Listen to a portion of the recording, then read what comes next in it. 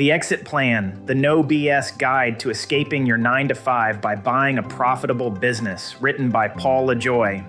Read to you by Paul Lajoie. Introduction.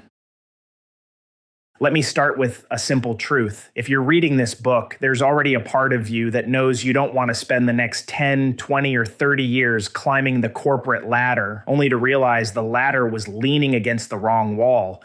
You're here because you want out. You want control, you want freedom, and you're finally ready to do something about it. I know exactly how you feel because I was there once. I spent years in the W-2 world playing by the rules, thinking that if I just worked hard, saved diligently, and followed the safe path, I'd come out ahead. Spoiler alert, that didn't happen. Instead, I watched people in my industry, smart, hardworking people, get laid off without warning, struggle with financial uncertainty, and remain stuck in a cycle of paycheck dependency. And it hit me. No matter how good I was at my job, no matter how much experience I had, as long as I worked for someone else, I was never truly in control of my future. So I made a decision. I wasn't going to build someone else's dream anymore. I was going to own something of my own. But here's the kicker. I wasn't interested in starting from scratch. I didn't want to waste years trying to figure out product market fitness, praying that my startup would survive long enough to turn a profit. I wanted something with existing cash flow, customers, and a proven track record. That's when I discovered the power of buying existing businesses. While we are at it, let's talk about this book. It's going to punch you in the face. This is not about rainbows and butterflies or no money down and absentee ownership BS that others try to sell you on. I'm trying to scare the shit out of you. So you go into this with your eyes wide open. So you do the right things, pay the right price, and set yourself up for success. Most likely you only get one chance at this, maybe two, so let's do it right the first time. While I think buying a business is the best investment anyone can make and the best avenue to financial freedom and wealth building, it must be done correctly. Who this book is for. This book is for professionals, people like you who are tired of the 9-to-5 grind and want a better path to financial freedom. You might be an executive, a doctor, a lawyer, or someone who's been grinding in a corporate job for years. You've got skills, experience, and maybe even some capital set aside. But what you don't have is a clear roadmap for leaving your job and becoming a business owner without taking on unnecessary risks. Maybe you've thought about starting your own business, but got overwhelmed by the statistics. 90% of startups fail within 10 years. Or maybe you've been lured in by those late night infomercials promising no money down business acquisitions that sound too good to be true, because they are. If you're skeptical of the hype and just want a real, no BS guide to buying a profitable small business, this book is for you. Why buying a business is the smarter path. Starting a business from scratch is sexy. At least that's what the internet gurus want you to believe. They show you pictures of entrepreneurs working from the beach, sipping cocktails, while their automated businesses make millions. But the reality? Most startups don't make it. They bleed cash for years, struggle to find customers, and often require the founder to work 80 hours weeks just to keep the lights on. And that's if they even survived past year 3. Buying an existing business, on the other hand, is a completely different game. When you acquire a business that's been running for 10, 15, or 20 years, you're buying stability. You're buying existing customers, revenue streams, operational processes, and most importantly, cash flow from day one. You're not guessing whether the business model works. You're stepping into a machine that's already running. Let me put it another way. If you could choose between spending the next 5 years grinding to build a business from nothing or stepping into a business that already makes $300,000 a year in profit, which would you choose? That's what I thought. What you'll learn in this book. I've been buying businesses for over 25 years, and I've learned more from my failures than my successes. In this book, I'm pulling back the curtain and giving you the exact roadmap I wish I had when I started. No fluff, no sugarcoating, just the real actionable steps to finding, evaluating, and acquiring a profitable business that you can actually run and grow. Here's what you'll learn. How to know if you're ready. Before you jump in, you need to understand yourself. What are your strengths? What are your weaknesses? What kind of business is right for you? How to overcome fear and take the leap. Leaving a W-2 job can be terrifying. I'll show you how to assess risk the right way and build confidence in your decision. How to find businesses for sale. Brokers, online marketplaces, direct outreach. I'll walk you through the best ways to source real opportunities. How to analyze a business like a pro. P&L statements, balance sheets, tax returns. This is where deals are made or lost. I'll teach you exactly what to look for and what to run away from. How to finance your purchase. SBA loans. Seller financing, creative deal structuring. There are more ways to buy a business than just writing a check. How to negotiate and close the deal. Winning over the seller, structuring an earnout and making sure you don't get screwed. This is the art of the deal. What to do after you own it.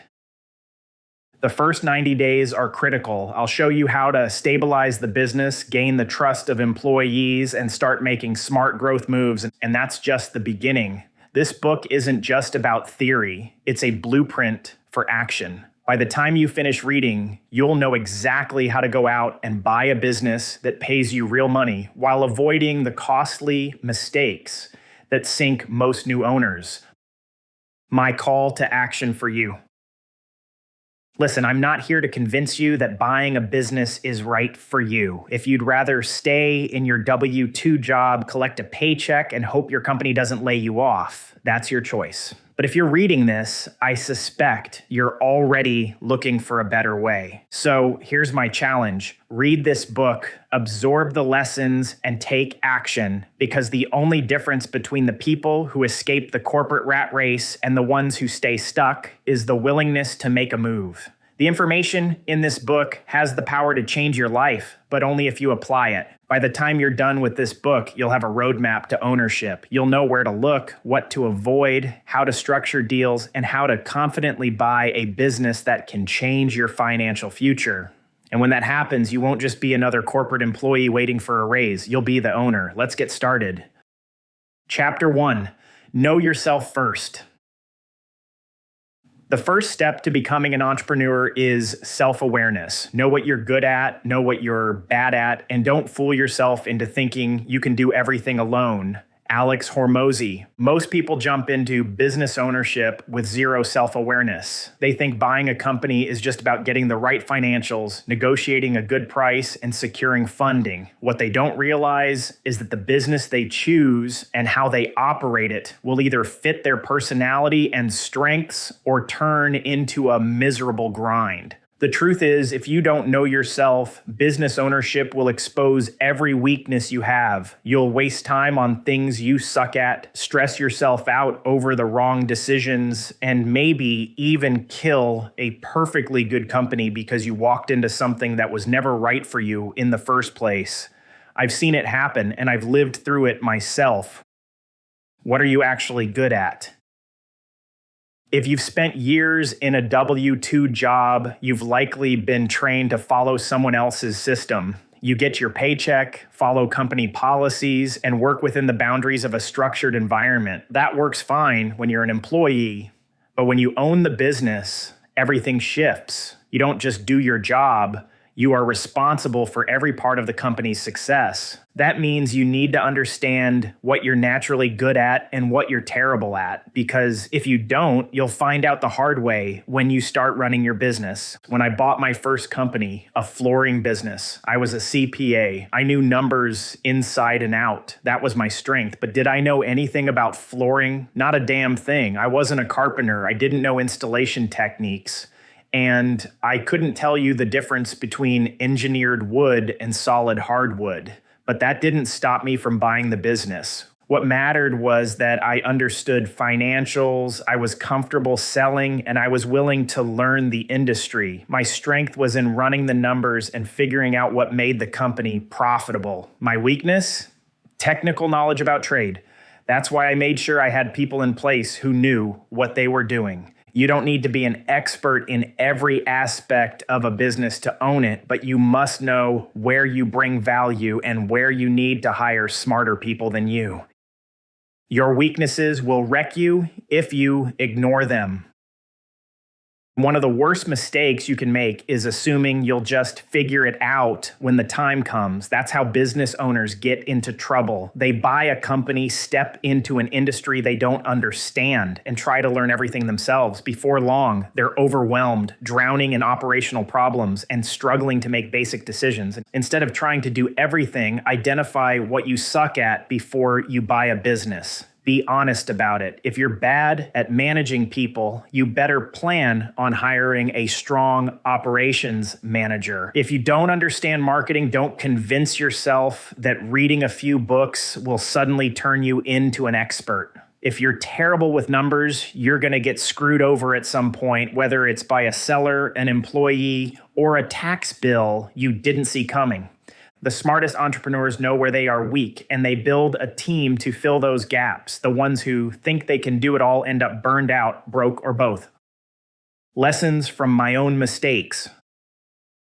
I thought I was a smart guy when I started out. I had a private college education, a CPA license, and a strong background in finance. That should have been enough, right? Wrong.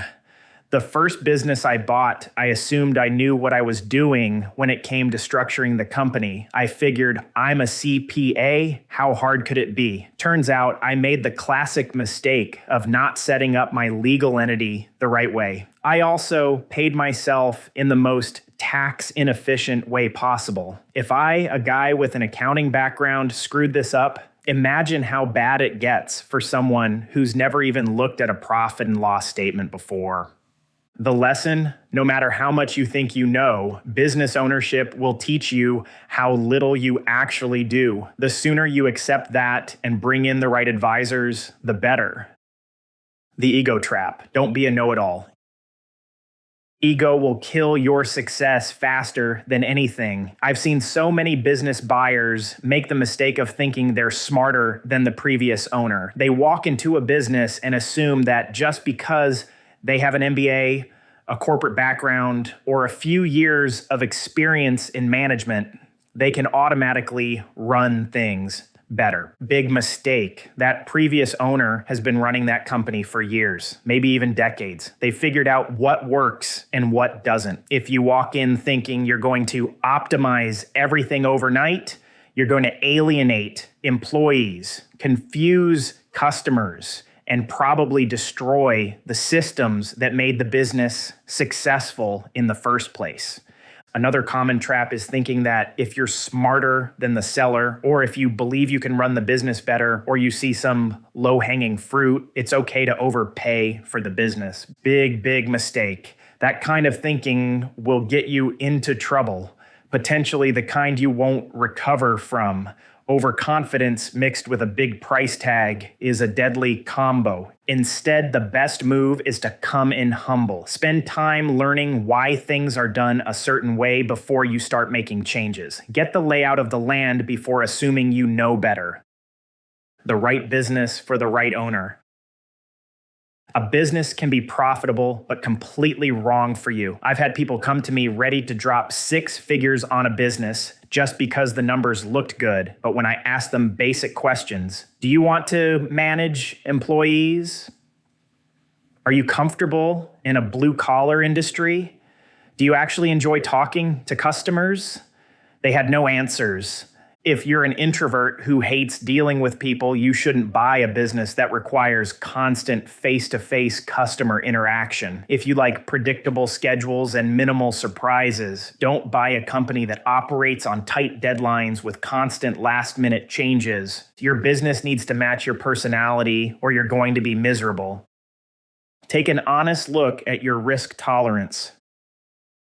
Business ownership is not for everyone. It's risky, unpredictable, and comes with financial pressure that most W-2 employees have never experienced. Before you even start looking at businesses, ask yourself, how comfortable are you with uncertainty? If losing a steady paycheck makes you panic, you need to get real about whether you can handle the ups and downs of entrepreneurship. Do you have a financial cushion? Business ownership isn't just about buying the company, it's about surviving the first year, covering unexpected costs, and making payroll even when cash flow is tight. If you're putting your entire life savings into a down payment with nothing left over, you're setting yourself up for disaster. Are you willing to work harder than you ever have before? If you think buying a business means working less, you're in for a rude awakening. In the first 12 to 24 months, you'll likely work more hours than you ever did in your W-2 job. The truth is, buying a business is not for the faint of heart. It's a challenge, and it will test you in ways you can't even imagine. But if you're self-aware, willing to build the right team, and ready to take calculated risks, it can be the best decision you ever make. The illusion of the perfect business. Too many people waste years trying to find the perfect business to buy. They obsess over industry trends, worry about timing the market, and analyze businesses to death without ever making a move. Here's the truth. There is no perfect business. Every business has problems. Some have employee turnover issues. Others struggle with marketing. Some have seasonal revenue dips. The list goes on. The key isn't finding a business without problems. It's finding a business with problems you can actually solve. If you're great at sales but terrible with operations, don't buy a business that desperately needs a strong operations leader. If you're highly organized but can't sell to save your life, don't buy a business where new client acquisition is the biggest challenge. Most importantly, stop looking for an easy business. There isn't one. Even simple businesses require work. The so-called experts selling you on passive business ownership are the same people who will have you chasing deals that don't exist. Instead of searching for perfection, look for a business that it has been around for at least 10 years, meaning it has survived economic cycles. It has consistent revenue and cash flow, not wild swings every year. Isn't overly reliant on one key employee or one big customer. It has a problem you know how to fix or can hire someone to fix. The people who spend years searching for the perfect business never actually buy one. The people who get into the game, learn the ropes, and take calculated risks, they're the ones who succeed. Understanding the emotional side of business ownership. Numbers are important, but business ownership is more than just spreadsheets and bank statements. It's an emotional roller coaster. No matter how much money a business makes, you will have moments where you question everything. You'll deal with stressful situations that never existed in your W-2 life. Employees quitting at the worst possible time. Unexpected expenses hitting your cash flow, or dealing with difficult customers who make you want to walk away. If you aren't mentally prepared for this, it can wreck you. I've seen people buy businesses, hit their first rough patch, and immediately regret everything. They panic, make bad decisions, and spiral into a cycle of stress that kills their business. The solution, you have to expect chaos. Some months will be great. Others will be brutal. Some days you'll feel like a genius. Others, you'll wonder if you made the worst decision of your life. That's just how it works. If you can't handle emotional swings, business ownership might not be for you. But if you can train yourself to ride the ups and downs without making panic-driven decisions, you'll have an edge over 90% of people who attempt this. Your first 90 days will define your success. The first 3 months after you take over a business are critical. This is when you earn trust from employees. If you walk in like an outsider who knows better, they will resist you. If you take the time to learn from them, respect their experience, and gradually implement change, they will support you. Understand the real business. What's on paper never tells the full story. How are customers interacting with the company? How do employees really feel about their jobs? What are the bottlenecks holding the company back? Build relationships with key people. The previous owner may have had a close relationship with a key supplier, landlord, or customer. If you ignore these relationships, they can disappear overnight. Make an effort to connect with the most important players early. Keep operations steady. Don't make major changes right away. The biggest mistake new owners make is thinking they need to put their stamp on everything. If the business is running well, don't touch it. Observe, learn, and make small adjustments over time. Keep the seller involved. Ideally, have the seller stay on for at least 90 days to help with the transition. The longer, the better. Their knowledge, relationships, and presence can smooth things over with employees, customers, and vendors. Use this time to soak up as much insight as possible. The way you handle those first 90 days will either put you in a strong position or create problems that take years to fix. Self-doubt will try to kill your progress. No matter how prepared you think you are, doubt will creep in. It happens to everyone. The moment you sign that purchase agreement and take over, reality will hit. You'll think, did I make a huge mistake? Am I really qualified to do this? What if I fail? This is where most people get paralyzed. Instead of moving forward, they let fear stop them from making decisions. They hesitate, they second guess themselves, and that's when everything starts to fall apart. Here's the thing. Every successful business owner has these thoughts.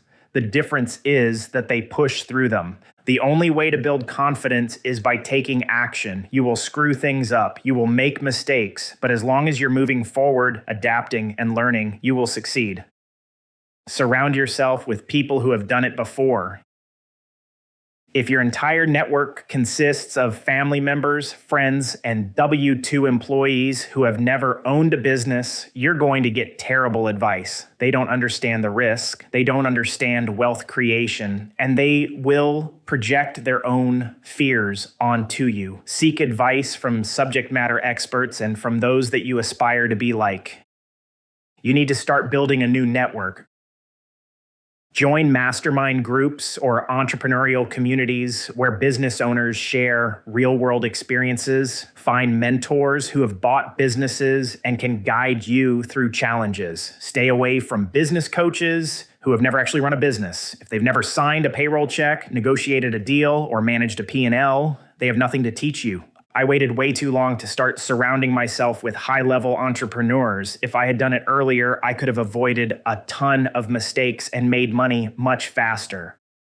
Final thought, know yourself or get crushed.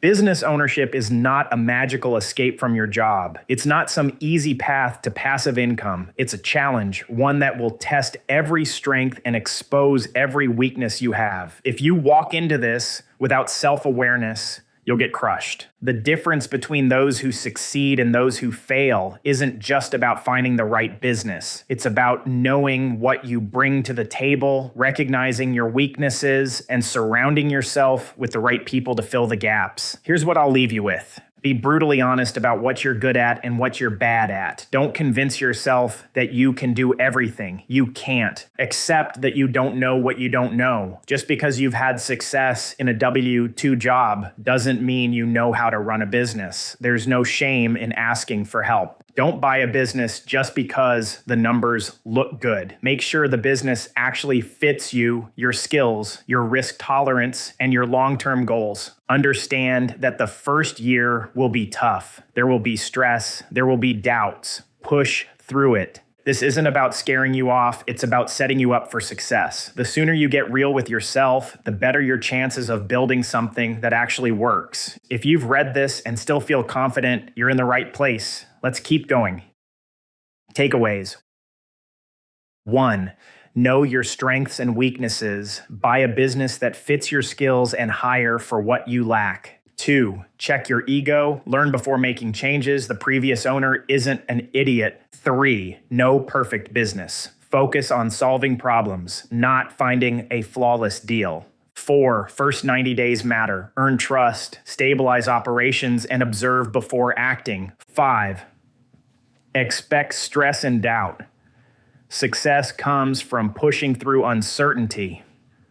6. Surround yourself with owners. Get advice from experienced entrepreneurs, not W-2 employees. 7. Forget passive income myths. Running a business takes work, especially at the start. 8. Know your risk tolerance. If uncertainty terrifies you, reconsider business ownership. 9. You make money when you buy. Overpaying or ignoring red flags leads to failure. Chapter 2. Breaking the fear of leaving your W-2.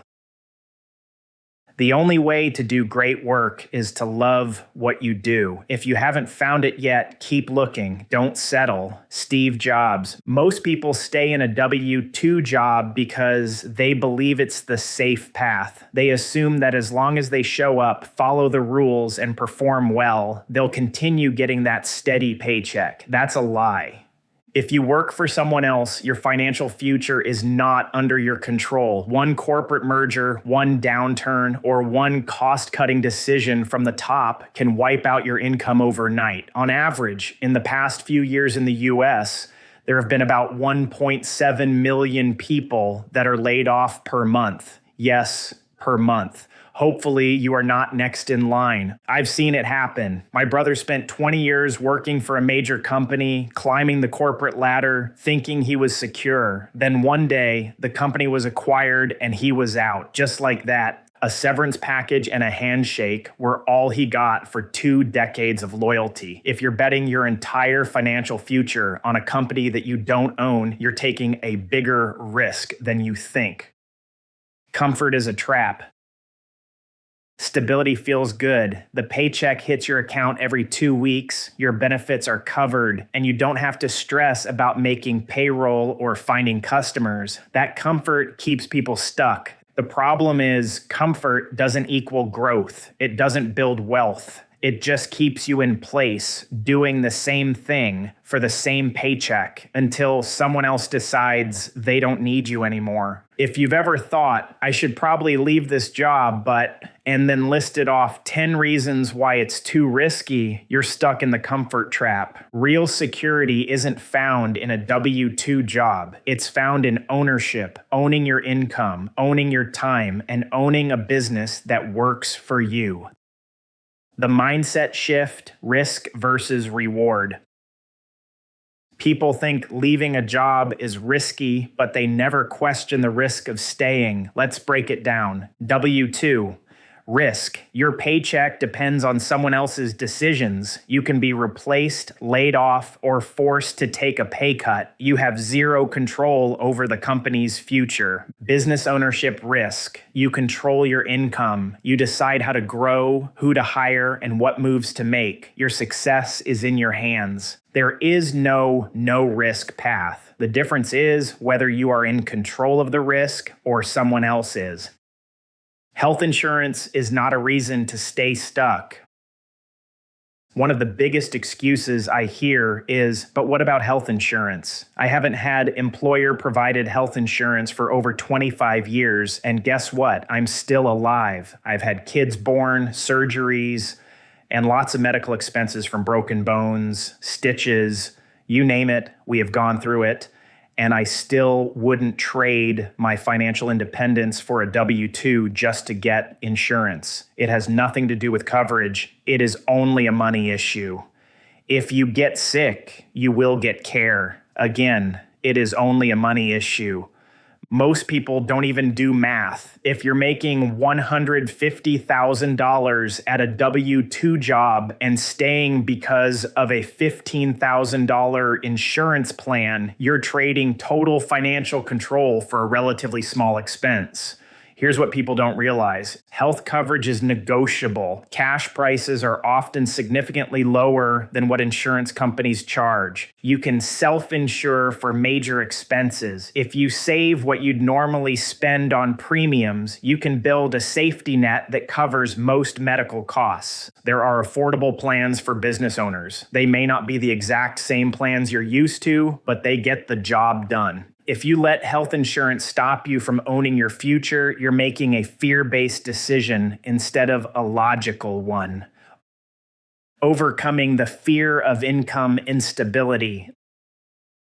Another major fear is inconsistent income. You're used to a paycheck hitting your bank account like clockwork. The idea of not knowing exactly what you'll do next month can be terrifying. But here's the thing, when you own a business, your income isn't capped. In a W-2 job, your salary is what it is. You might get a 3% raise if you're lucky. In a business, you can double or triple your income in a year by making smart moves. Your income won't be steady at first, but it will be yours. And as you build the business, it will become more predictable. Stop taking advice from the wrong people.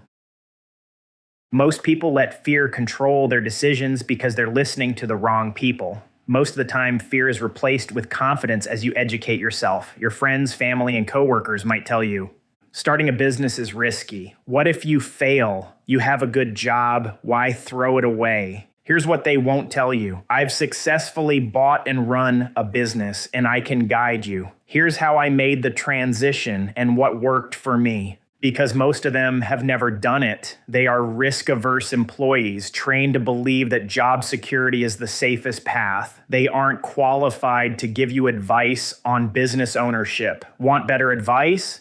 Talk to people who have actually made the jump. Fear will keep you stuck. Action will move you forward. The longer you sit on the fence, the harder it gets to leave. Every year you stay in your W-2, you get more comfortable, more reliant on that steady paycheck, and more fearful of change. The solution? Take action before you feel ready. You will never feel 100% prepared to leave your job. There will always be reasons to wait, bills, responsibilities, family, kids, uncertainty. If you let those reasons control you, you'll still be sitting in that office chair 10 years from now, wondering what it could have been. The difference between people who build wealth through business ownership and those who stay stuck in W-2, the willingness to act. If you're serious about taking control of your future, stop waiting, start moving. Fear won't disappear, but once you take the first step, you'll realize it was never as scary as you thought. The cost of waiting too long. Every year you wait to leave your W-2 job, you're not just delaying business ownership, you're actively losing money and opportunities. Here's why. You're building someone else's wealth. Your employer is leveraging your skills to grow their business. Every hour you work for them is an hour you aren't investing in your own success. Your financial growth is capped. A W-2 job might give you a 3 to 5% raise each year. A business, when run well, can increase your income by 50 to 100% in a year. Your risk actually increases over time. The longer you stay, the more dependent you become on a job you don't control. Layoffs hit hardest when you've been out of the hiring market for a decade. Waiting doesn't reduce the risk, it increases it. Burning the boats. Should you quit cold turkey? Some people will tell you to quit your job immediately and go all in on business ownership. Others say you should build your business on the side and leave only when it's generating enough income. Which approach is right? It depends on your financial situation and tolerance for uncertainty. The cold turkey approach. If you have at least 12 months of living expenses saved and a clear plan for acquiring a business, quitting immediately can force you to focus 100% on making it work. The downside? You have zero income cushions if things take longer than expected. The transition approach, quiet quitting. Keeping your job while searching for a business allows you to take your time and reduce financial stress. You can keep your W-2 job for a few months even after you purchase a business. There are potential downsides, but if done correctly, it could be awesome. The reality is most people don't have the financial buffer to quit immediately, so transitioning is often the safer route. But once you buy a business, the clock starts ticking. You will need to commit fully at some point. The first step, start looking at businesses now. If you aren't actively looking at businesses yet, you're still in the thinking about it stage, and that's where most people get stuck. The best way to overcome fear is through action. Start researching businesses today. Browse BizBuySell or other business brokerage websites. Call local business brokers and introduce yourself. Review business listings and analyze their financials. This makes you comfortable with the process, and more importantly, it proves that opportunities are out there. Mitigating risk. Buy a business. Don't start one. If your fear of leaving your job is rooted in financial instability, there's a simple way to reduce that risk. Buy an existing business instead of starting one. Startups are unpredictable. You're building from zero with no customers, no cash flow, and no proof of success. An existing business already has paying customers, a proven revenue stream, employees, and systems in place. This means you start profitably on day one. You're not gambling on an idea. You're stepping into something that already works. How to handle doubters and naysayers. The moment you tell people you're thinking about leaving your job to buy a business, you'll get hit with a flood of negativity. That's risky. Most small businesses fail. Why not just stay at your job and save more? These comments usually come from people who have never taken the leap themselves. They aren't speaking from experience. They're projecting their own fears onto you. If someone hasn't built wealth through business ownership, their opinion on the subject is worthless. Surround yourself with people who have done what you want to do. The freedom factor, what life looks like on the other side. Most people focus on the fear of leaving their W-2, but they rarely think about the alternative, the fear of staying. Imagine this. You control your schedule. No one tells you when to work or when you can take time off. Your income is based on effort and strategy, not a fixed salary. You never have to worry about layoffs, corporate restructures, or budget cuts. Your financial growth isn't capped. You can double or triple your income if you make the right moves. That's what business ownership offers, but you don't get there by sitting in your cubicle waiting for the right time. The only real failure is never trying. People fear failing in business, but the only true failure is never trying at all. If you leave your W-2 and things don't work out, you can always go back. If you take a risk and it pays off, your entire life changes. Most of the time, people regret what they didn't do, not what they tried. Final thought, take the first step now. You will never feel ready to leave your W-2. There will always be fear. The difference between those who build wealth and those who stay stuck. Action. Start today. Research businesses. Talk to people who've done it. Move forward, even if it feels uncomfortable. Your future is in your hands. No one is coming to save you. Takeaways. 1. Job security is an illusion. Your paycheck depends on someone else's decisions. Real security comes from ownership. 2. Comfort is a trap. A steady paycheck feels safe but keeps you stuck. Wealth is built through action, not routine. 3, risk is everywhere. Staying in a W-2 is risky too. The difference is whether you control the risk or let someone else dictate your future. 4, health insurance is not a reason to stay. Affordable options exist. Running the numbers proves it's not a deal breaker. 5, worrying about income instability is short-sighted. A job caps your income. A business, when run well, can multiply it. 6, stop taking advice from non-business owners. W-2 employees will push their fears onto you. Only listen to people who have done it. 7, waiting costs you more than it saves. Every year in a job is lost opportunity. The longer you wait, the harder it gets. 8, buying a business reduces risk. Startups are unpredictable. Buying an existing business gives you revenue and customers from day one. 9, action beats fear. You'll never feel fully ready. Start looking at businesses and talking to owners today. 10, the only real failure is never trying. If you leave and fail, you can recover. If you never try, you'll always wonder. Chapter 3, your new circle of influence, mentors, and networks.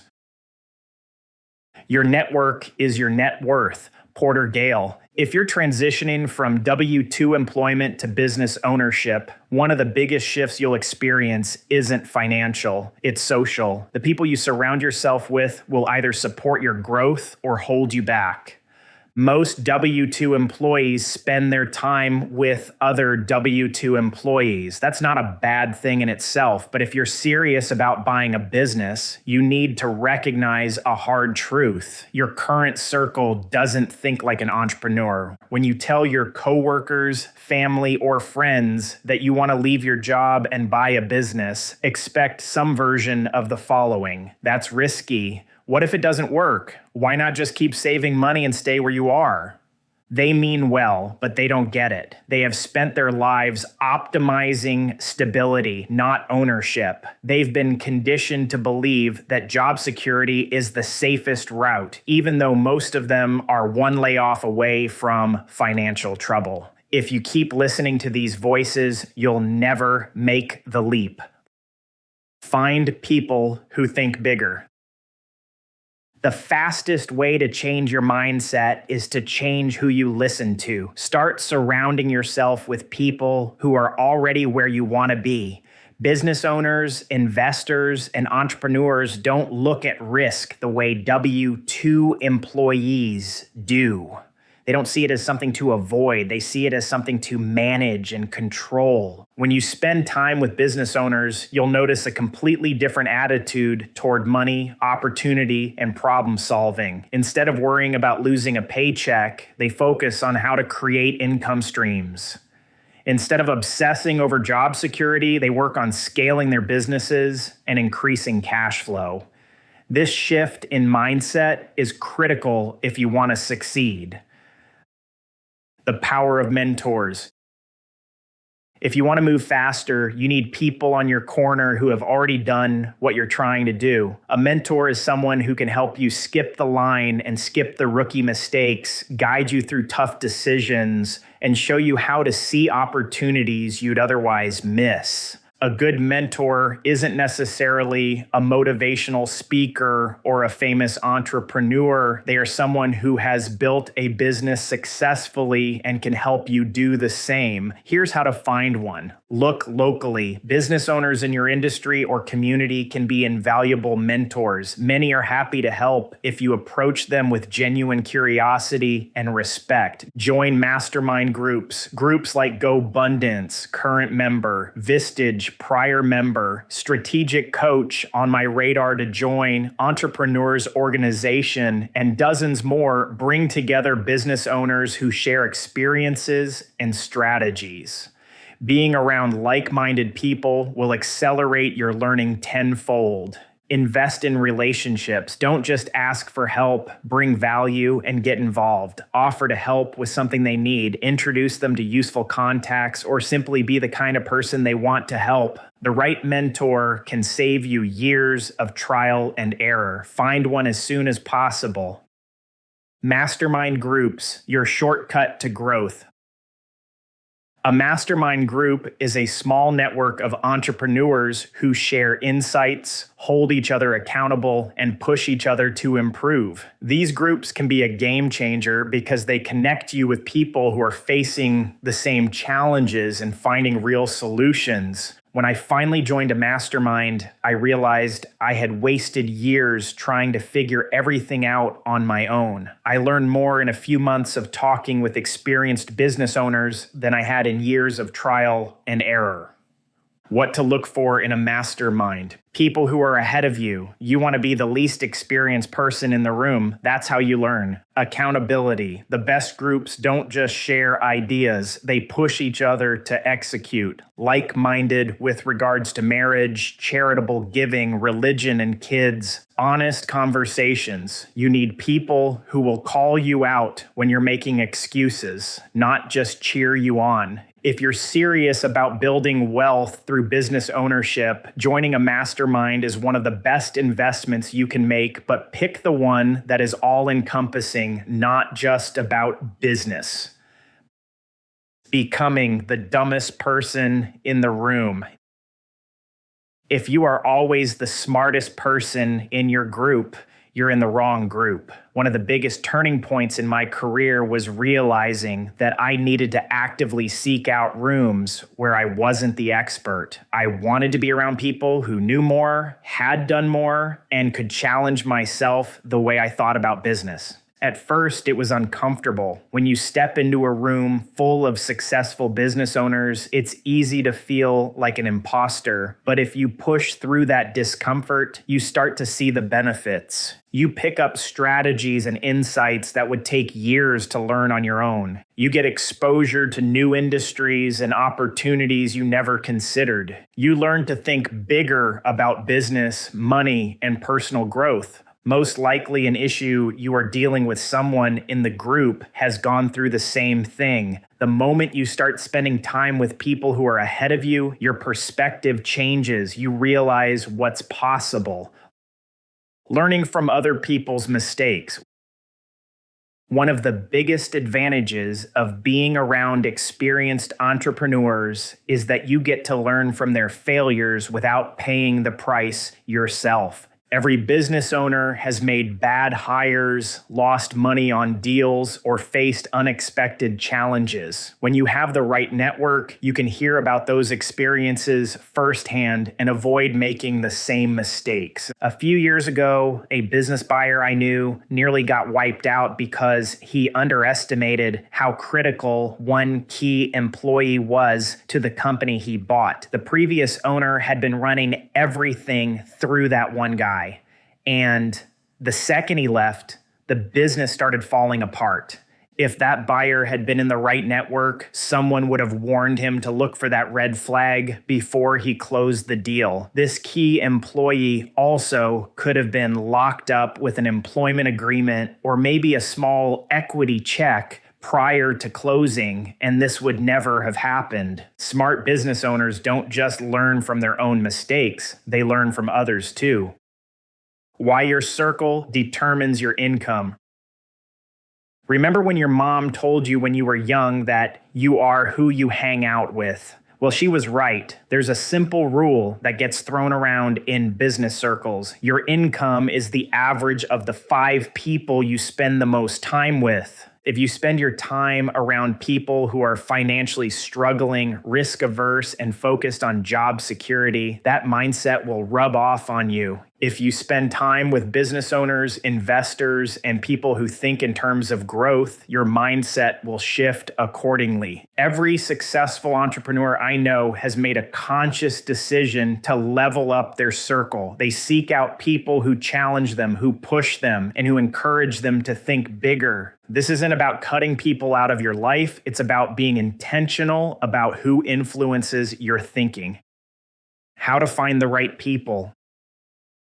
If you're serious about leveling up, you need to take control of your network. That doesn't happen by accident. You have to actively seek out the right people. Here's how to start. 1, Attend local business meetups. Most cities have small business networking events. They may not always be filled with high-level entrepreneurs, but they will introduce you to business owners who understand what it takes to operate outside of a W-2 job.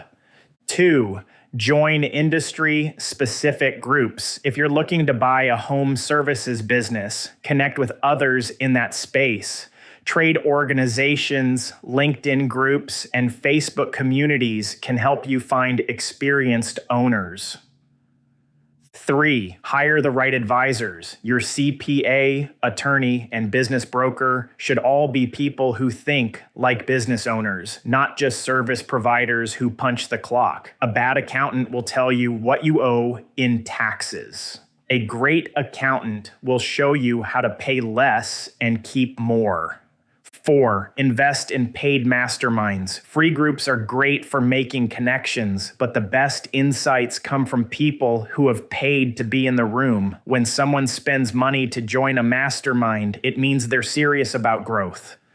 5, follow the right voices. Be selective about who you listen to. There's no shortage of so-called business coaches who have never actually owned a business. Stick to people who have real-world experience. Building a new network doesn't mean you have to abandon old friendships. It just means prioritizing time with people who align with your new goals. Why business is a team sport. Running a business isn't a solo effort. If you try to do everything yourself, you'll fail. The most successful entrepreneurs don't just build a company, they build a team of experts around them. Here are the key players you need.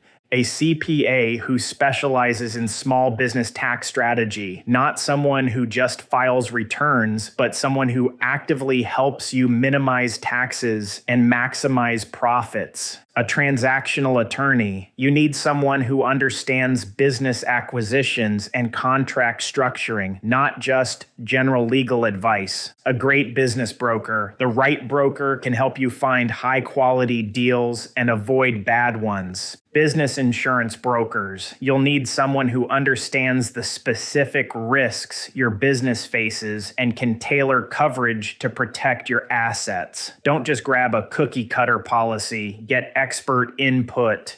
Bankers, lenders, SBA lenders. Access to capital is critical. Build relationships with lenders who understand small business and are willing to be creative when needed. This can make or break a deal or save you when cash gets tight.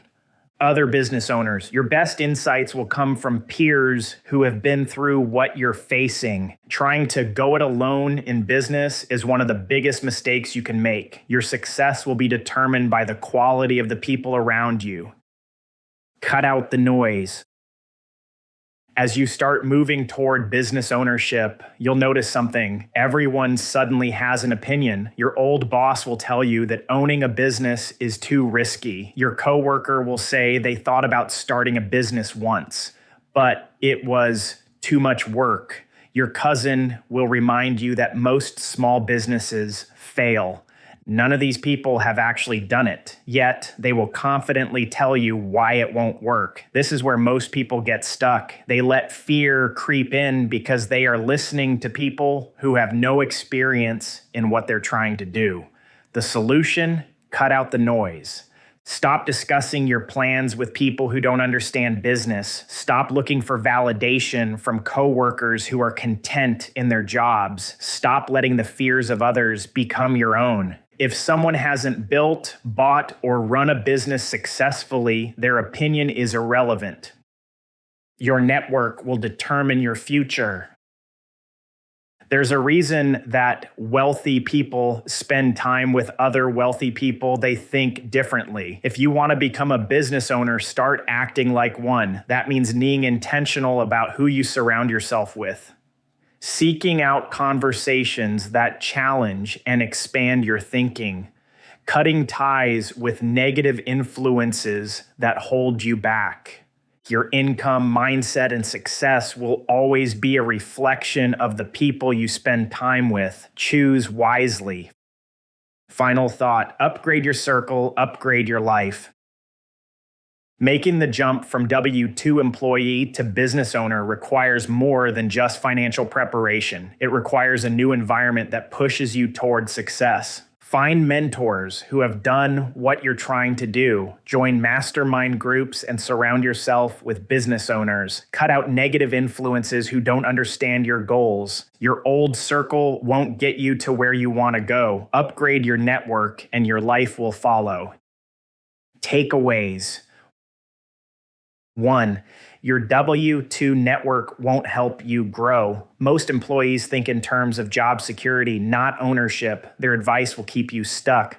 2. Surround yourself with business owners. Spend time with people who have built businesses. Their mindset will push you to think more. 3. Find a mentor. Learn from someone who has successfully bought and run a business. It will save you years of trial and error. 4. Join a mastermind group. These groups connect you with experienced entrepreneurs who can provide insights and accountability. 5. Be the least experienced person in the room. If you're always the smartest person in your group, you're in the wrong group. 6. Learn from other people's mistakes. A strong network helps you avoid costly errors by sharing real-world experiences. 7. Your income reflects your circle. If you surround yourself with business owners, you will start thinking and earning like one. 8. Cut out negative influences. Stop seeking advice from people who have never owned a business. Their fear is not your problem. 9. Business is a team sport. Success depends on having the right CPA, attorney, broker, and advisors around you. 10. Upgrade your network, upgrade your life. The people you surround yourself with will determine your future. Choose wisely. Chapter 4. Understanding True Wealth. Wealth is not about having a lot of money. It's about having a lot of options. Chris Rock. Most people think being wealthy means having a big house, a fancy car, and enough money to post about it online. That's not wealth. That's just spending. The truth is a lot of people who appear rich are barely holding it together. They've got the mortgage, the car loan, the credit card debt, and maybe a title at work that sounds important. But if their paycheck stops for 60 days, their entire lifestyle collapses. That's not wealth. That's a trap disguised as success. Real wealth isn't about appearances. It's about control. It's about freedom. And most importantly, it's about having systems in place that continue to generate income, whether you're working or not. You don't build that kind of life by playing the same game everyone else is playing. You build it by shifting your mindset completely from consumer to investor, from earner to owner, from chasing paychecks to building assets that pay you. Rich versus wealthy, a simple distinction. Let's break it down. A rich person makes a lot of money. A wealthy person doesn't have to. You could be a surgeon pulling in $1 million a year, living in a $2 million house, leasing 2 luxury vehicles, and vacationing twice a year. That's rich until it's not, because the moment they stop working, the money stops too. A wealthy person, on the other hand, might own a boring little company that installs fences. Maybe they net $300,000 a year. They drive a 10-year-old truck. They live in a modest house. But their business runs without them, and their monthly cash flow covers every bill they've got. That's wealth. The money shows up whether they work or not. Here's the thing. Most of the wealthiest people I know don't look the part. They're wearing jeans and t-shirts, shopping at the same grocery stores as everyone else. In fact, the guy wearing overalls in line at Home Depot might have $20 million in the bank and 5 businesses generating passive cash flow. Wealth doesn't advertise itself. It doesn't have to. The cost of playing the image game.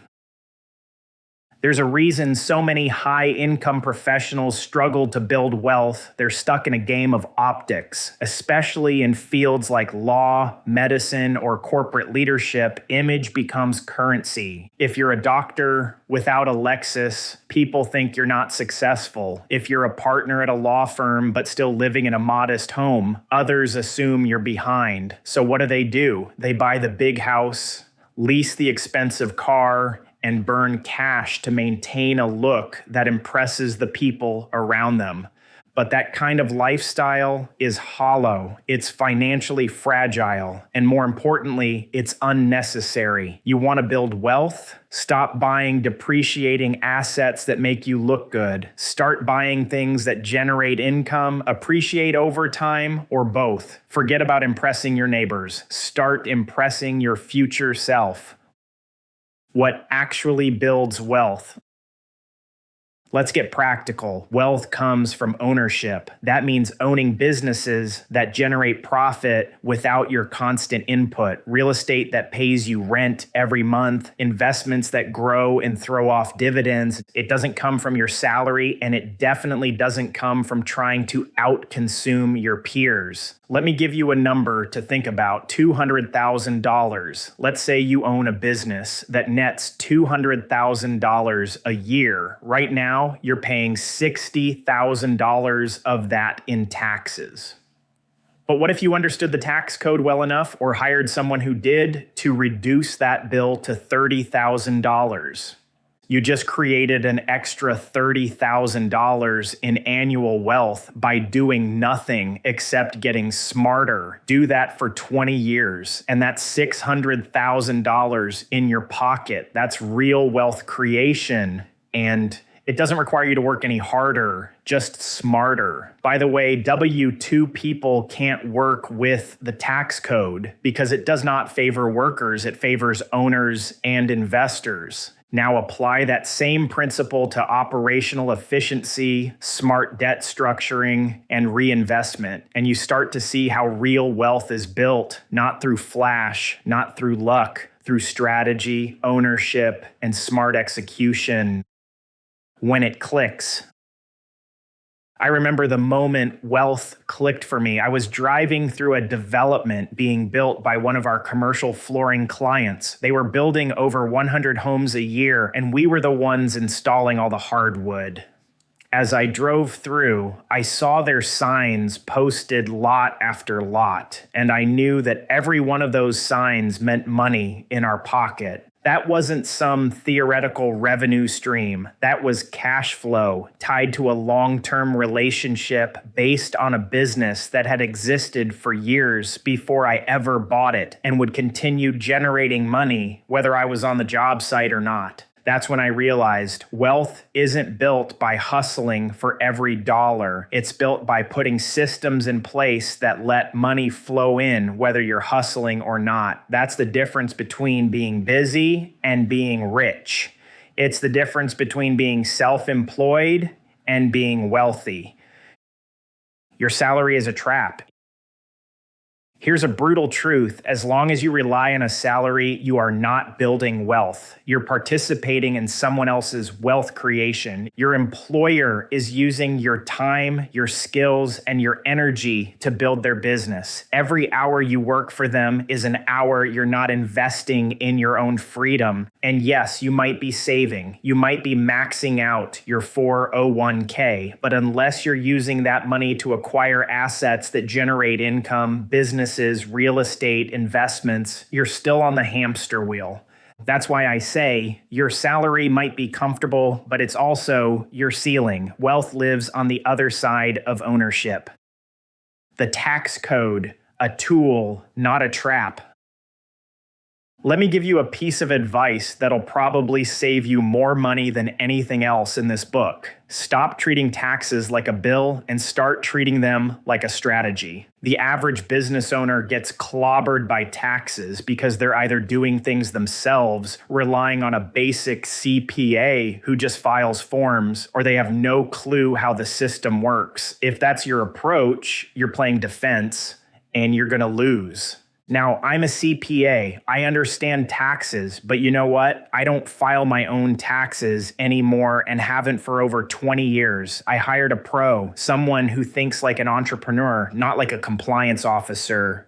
There's a reason guys like Trump and Apple and Amazon pay a fraction of what most W-2 employees pay in taxes. They're playing the game the way it was written, not illegally, not sneakily, just intelligently. They hire people who understand the tax code and use it to their advantage. If you can drop your tax bill from $60,000 to $30,000 legally with a few smart entity structures and write-offs, you're putting an extra $30,000 back into your pocket every year. Over 20 years, that's $600,000. That's another down payment on a business. That's wealth. And don't fall for the idea that paying less in taxes is somehow unethical. The tax code is a playbook, not a punishment. Use it to your advantage. You don't need passion, you need profits. There's this toxic advice floating around that says you should only buy a business you're passionate about. That's cute on a poster, but it's terrible advice in the real world. Here's my take. Don't worry about passion. Worry about whether the damn thing makes money. You don't need to love plumbing to own a profitable plumbing company. You don't need to dream about HVAC systems to run $1 million heating business. What you need is a business that's been around for years, has a customer base, and throws off cash flow month after month. If your business funds a life where you can spend time with your family, take vacations, invest in other ventures, and never worry about where your next paycheck is coming from, guess what? You'll learn to love that business really quick. The truth is, most of the people I know who are genuinely wealthy don't love the industry they're in. What they love is the freedom it gives them. So yeah, forget the fantasy of building a business around your passion. Build a business around strong numbers and solid operations. Then go be passionate about the life it creates for you. The value of time freedom. Let's talk about the most underrated form of wealth, time. I'm not talking about retirement in your 60s. I'm talking about the ability to control your schedule now, the power to go to your kid's baseball game at 2 p.m. on Thursday, the freedom to say no to meetings you don't want, clients you don't like, and projects that don't move the needle. Time freedom doesn't mean you never work. It means you decide when and how you work, and that your income isn't tied to every hour you spend behind a desk. When I look back at my corporate years, what stands out isn't the bad bosses or the bureaucracy. It's the way I had to ask permission to live my life. Permission to take a vacation, permission to attend a school event, permission to be a dad. Now, if I want to leave early on Friday, I leave. If I want to spend the morning fishing, I do. Not because I'm lazy, not because I don't work hard, but because I've built businesses that give me options. Time freedom is wealth. Don't let anyone tell you otherwise. Stop trading hours for dollars. One of the fastest ways to stay broke, even if you're making six figures, is to keep trading time for money. If your income is directly tied to how many hours you work, you'll always be limited. There are only so many hours in a day, and eventually you'll hit the ceiling. But when you own a business and structure it the right way, your income is no longer tied to your personal output. You can scale, you can hire, you can delegate, and most importantly, you can grow without burning yourself out. This is the fundamental shift that separates owners from employees. Owners build systems that produce revenue even when they're not around. You want to create real wealth? Stop thinking like a technician. Start thinking like an owner. Build something that makes money even when you're not the one doing the work. Wealth comes from multiples, not just margins. Here's another layer that most first-time business owners overlook. The wealth isn't just in the cash flow, it's in the multiple. Let me explain. If you own a business that earns $300,000 in profit per year and it's valued at a 3 times multiple, that business is worth $900,000. Now, let's say you improve operations, increase margins, reduce risk, and build better systems. All of a sudden, you've got a business doing $400,000 at a 4 times multiple. That's a $1.6 million business. Same business, same market, but you've nearly doubled its value by making smart moves. That's how real wealth is created, not just by collecting cash each year, but by building an asset that becomes exponentially more valuable over time. Make wealth boring.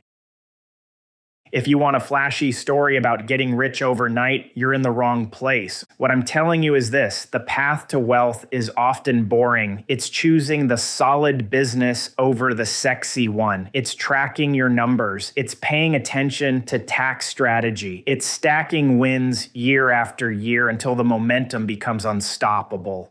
The people who try to get rich quickly usually burn out. The ones who understand wealth are a long game. They end up with real freedom. I've bought boring businesses. I've avoided trends. I've stayed frugal, even when things were going well. And over time, I've built the kind of life most people dream about, not because I got lucky, but because I stayed disciplined. Make wealth boring. The freedom it buys will be anything but. Takeaways. 1, wealth is freedom, not status. 2, own assets that generate cash flow. 3, keep lifestyle costs low and reinvest profits. 4, use the tax code to your advantage. 5, buy for profit, not passion. 6, value is made at purchase, not sale. 7, W-2 income limits your upside. 8, build systems that run without you. 9, focus on long-term sustainable growth. Chapter 5, the smart move, buying an existing business.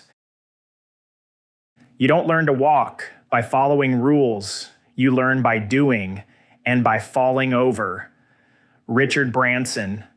Starting a business from scratch is often painted as a bold and noble thing to do. From Silicon Valley startup stories to social media influencers preaching hustle culture, the narrative is always the same. Build it yourself, grind nonstop, and eventually it'll all pay off. What most people don't realize is that path is littered with bodies. The failure rate for startups isn't a scare tactic, it's a fact. Most crash before they even get off the ground. The ones that do survive spend years burning cash, trying to figure out what works, and losing sleep over every missed payroll or underperforming ad campaign. But there's a better way, a smarter way, one that still takes courage, effort, and learning, but gives you something that most startups don't, a head start. Buying an existing business isn't just an alternative, it's the move that actually gives you a fighting chance. What you're really buying. When you buy a business that's already operating, you're not just buying equipment or a website or a logo. You're buying momentum. You're buying a customer base that already pays, a reputation that already exists, processes and systems that already work, a team that knows how to deliver the product or service, vendors, contracts, licenses, the infrastructure that would take you years to build on your own. That's a completely different game than starting with a blank slate. I didn't realize that the first time I went looking for a business, my wife and I initially thought about buying something small that she could manage while staying home with the kids. A gift shop, a boutique, maybe even a Hallmark store. We weren't thinking big, we were thinking manageable. Then my brother got laid off. After 20 years with the same company, he got handed a severance and showed the door. No scandal, no screw up, just corporate restructuring. That was the moment it clicked. We didn't want to dabble in something cute. We wanted to own something solid. So we pooled our capital and started looking at businesses that had real legs. Through a friend I played soccer with who also happened to be a business broker, we got introduced to a commercial flooring company.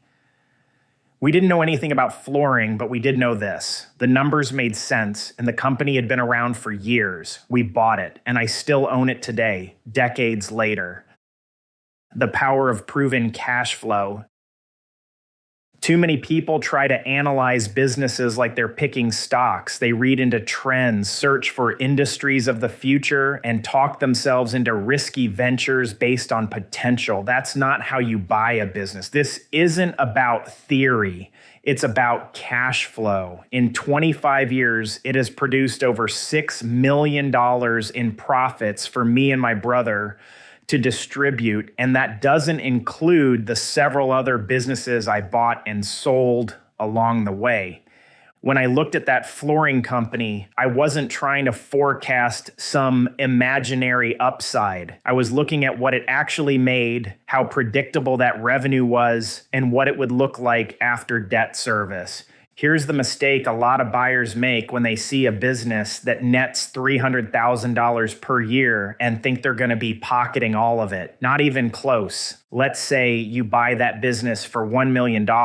You're putting down 20% and financing the rest. After debt payments, taxes, and some conservative reserves, that $300,000 might turn into $150,000 in real take-home pay.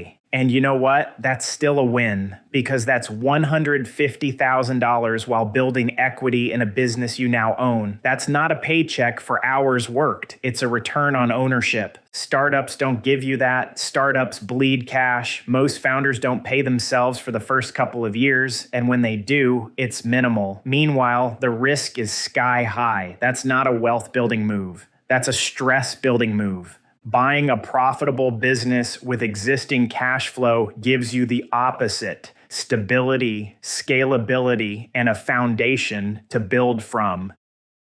The emotional edge of the first deal.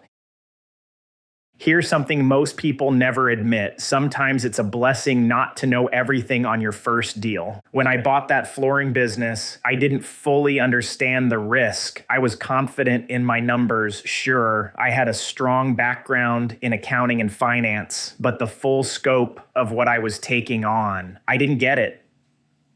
And that probably helped, because if I had known what I know now, all the moving parts, the unknowns, the dynamics, I might have overthought it. I might have hesitated. I might have missed the opportunity entirely. Now, I don't recommend going blind. You need guidance, advisors, and a support network, but don't get paralyzed trying to have every answer before you move. Sometimes being a little naive makes you brave enough to take the leap. That first deal taught me more than any business class or podcast ever could, and it worked, not because I had every variable nailed down, but because I picked the right kind of business, one with recurring demand, one with strong customer relationships, one that didn't rely on me being the technician, one that had been around long enough to prove it wasn't going anywhere. That's what you should be looking for. Know what you're not buying. When you buy a business, you're not just acquiring assets, you're inheriting its problems too. If you think buying an established business means automatic money, you're going to get blindsided. There are still fires to put out, employees with opinions, operational quirks, legacy systems that need updating. You're not buying perfection, you're buying potential. The key is making sure the problems are solvable. Here's what I mean. If the business is tanking because of a bad location, a massive legal issue, or shady financials, that's a no-go. But if the business is stable and profitable and the main issues are things like outdated marketing or lack of automation, you can fix that. In fact, that's where the upside lives. But let's remember, we are not overpaying based on potential, but we buy in value based on current profitability. You don't need perfect business. You need one with predictable cash flow, decent systems, and problems you know how to solve or know who to hire to solve them. That's how you take something good and make it great. Starting from scratch, why it's riskier than you think.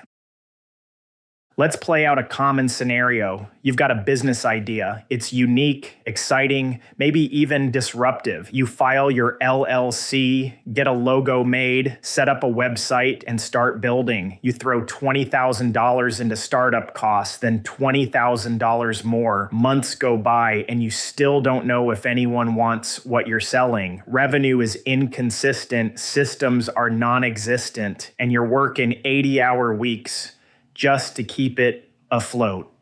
That's the reality of most startups. I've been there. Of the 15 businesses I've owned, only 2 were started from scratch. One was a complete failure. The other took off, but came with sleepless nights and a long, painful learning curve. The success rate on my acquisitions, around 90%.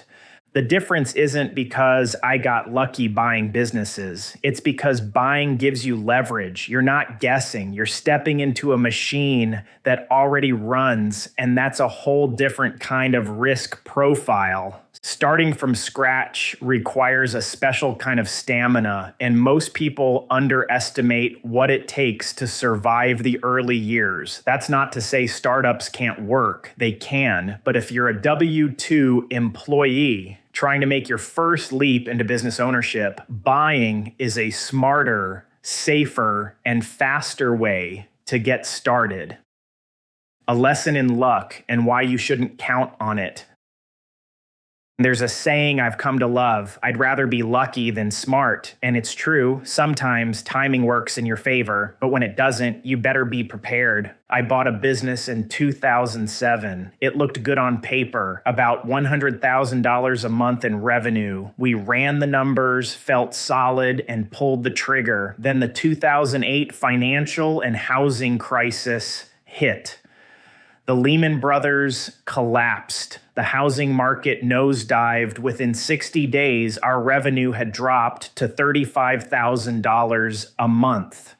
That wasn't poor judgment, it was bad timing. We made it through, but it taught me something important. You can't always control external events. Recessions happen, markets shift, pandemics come out of nowhere. That's why it's critical to build in margin, buy conservatively, and stay frugal even when things are going well. Please save for a rainy day and diversify your investments and businesses. Don't rely on the market to stay in your favor. Structure your deals in a way that gives you breathing room, because if you don't, one bad quarter can take you out.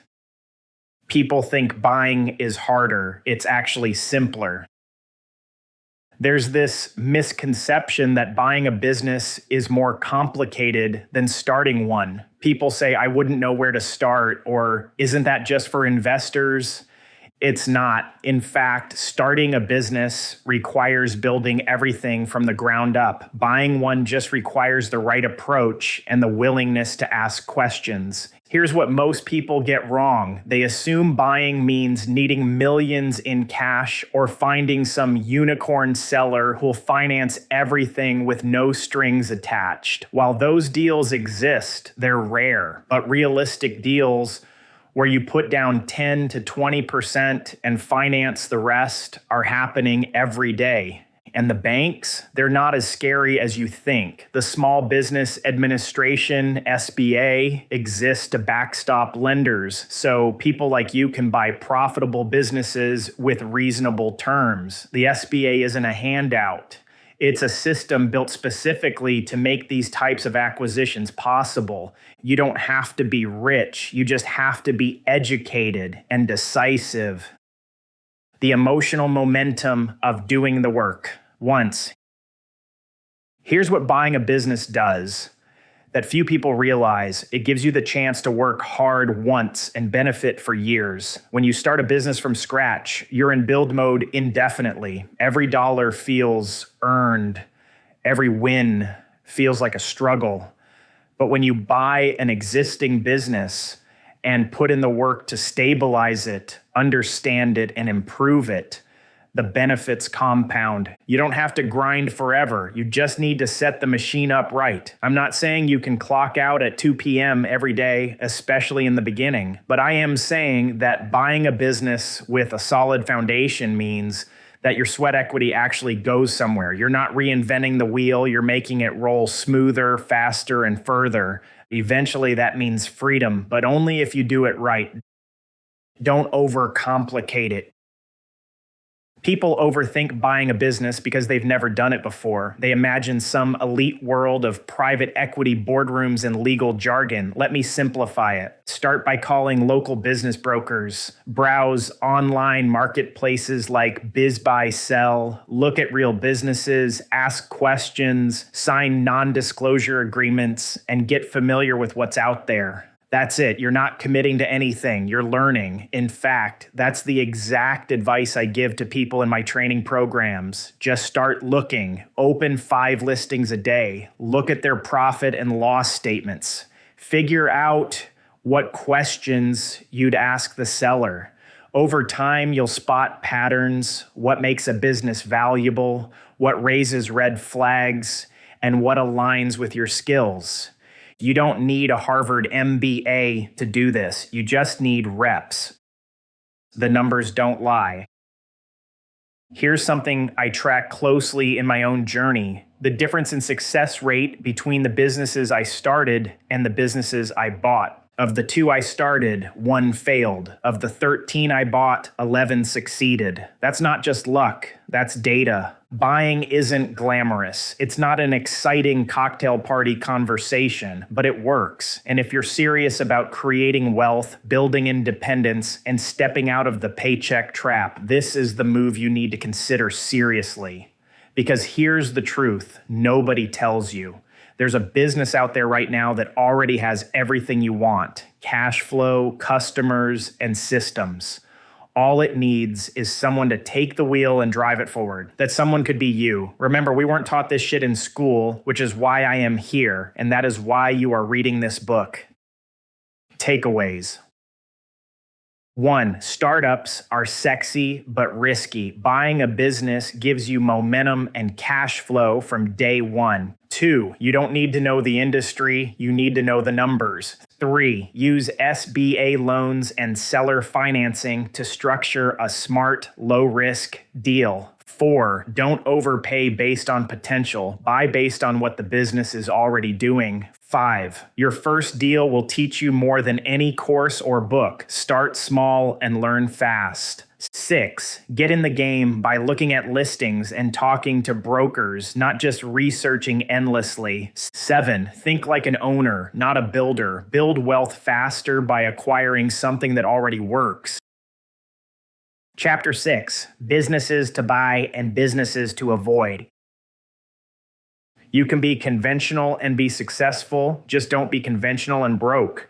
Warren Buffett. Spend enough time in any city and you'll start noticing a pattern. Certain businesses just seem to stick around year after year, same signs, same vans, same names on the storefront. And then there are the revolving doors, locations that change hands every 12 to 18 months, swapping out concepts like a costume party. Today, it's a sandwich shop. Tomorrow, it's a vape store. Next year, it'll be a boutique gym. Here's a simple, common sense rule most people overlook when buying a business: buy what lasts, avoid what constantly fails. This isn't about finding something sexy. It's about finding something that works. You don't need to reinvent anything. You just need to step into a business model that has already proven it can weather market swings, changing tastes, staffing headaches, and economic uncertainty. If a business has survived all that for 10 or 20 years, the odds are it's got something right. So the question isn't what business would be fun to own, it's what business will still be here a decade from now. That's the one you want. The trap of trendy. Let's start with what to avoid. Restaurants are the obvious red flag, but let's go deeper than that. There are a reason people are drawn to them. Ego, the idea of walking into a buzzing place and saying, "This is mine," is tempting. I've felt it too. I've even daydreamed about owning a restaurant, maybe when I've got money to burn and time to waste. But not today, because the truth is, restaurant ownership is a brutal game. Margins are razor thin. Staffing is a revolving door. Customer loyalty is unpredictable. One bad health inspection or bad review, and it all comes crashing down. And worst of all, you can do everything right and still lose because people's tastes shift constantly. A location that was slammed for 2 years can be half empty a year later through no fault of your own. That same pattern applies to a whole category of high-risk businesses: retail stores, vape shops, novelty franchises, trend-based gyms, boutique food concepts. These businesses rely on constant reinvention. They're heavily dependent on image and foot traffic. Most don't survive the first lease renewal. If the business is tied to a trend, a fad, or an image-based customer base, think twice. You're buying volatility, not stability. The illusion of easy businesses. Some business types seem easy because the barrier to entry is low, but that's exactly the problem. Take landscaping. On paper, it looks simply. Buy a truck, get some equipment, and you're in business. The problem is, so can everyone else. You can start a landscaping company in a weekend. Same with pressure washing, mobile car detailing, or low-level handyman services. The problem isn't that those businesses don't make money, some do. It's that they're too easy to compete with. And if anyone with a pickup and a Craigslist ad can offer the same service you do, you're going to be in a constant price war. Now, I like the home services space. I've invested in it, but I look for operations that have a real barrier to entry: equipment, licensing, capital requirements, technical expertise, anything that keeps competitors from flooding the market overnight. A guy who owns 5 trash trucks and 600 commercial dumpsters has a moat. A guy mowing lawns doesn't. What I actually look for. When I'm scanning businesses for acquisition, I keep coming back to a few core traits that signal long-term durability. 1, recurring revenue, not just repeat customers, but predictable contracts or ongoing service models that smooth out the revenue curve. 2, service-based, not product-based. Services are harder to copy, and everyone always needs services. People can do without stuff, but will always need services. They often have better margins and lower inventory risk.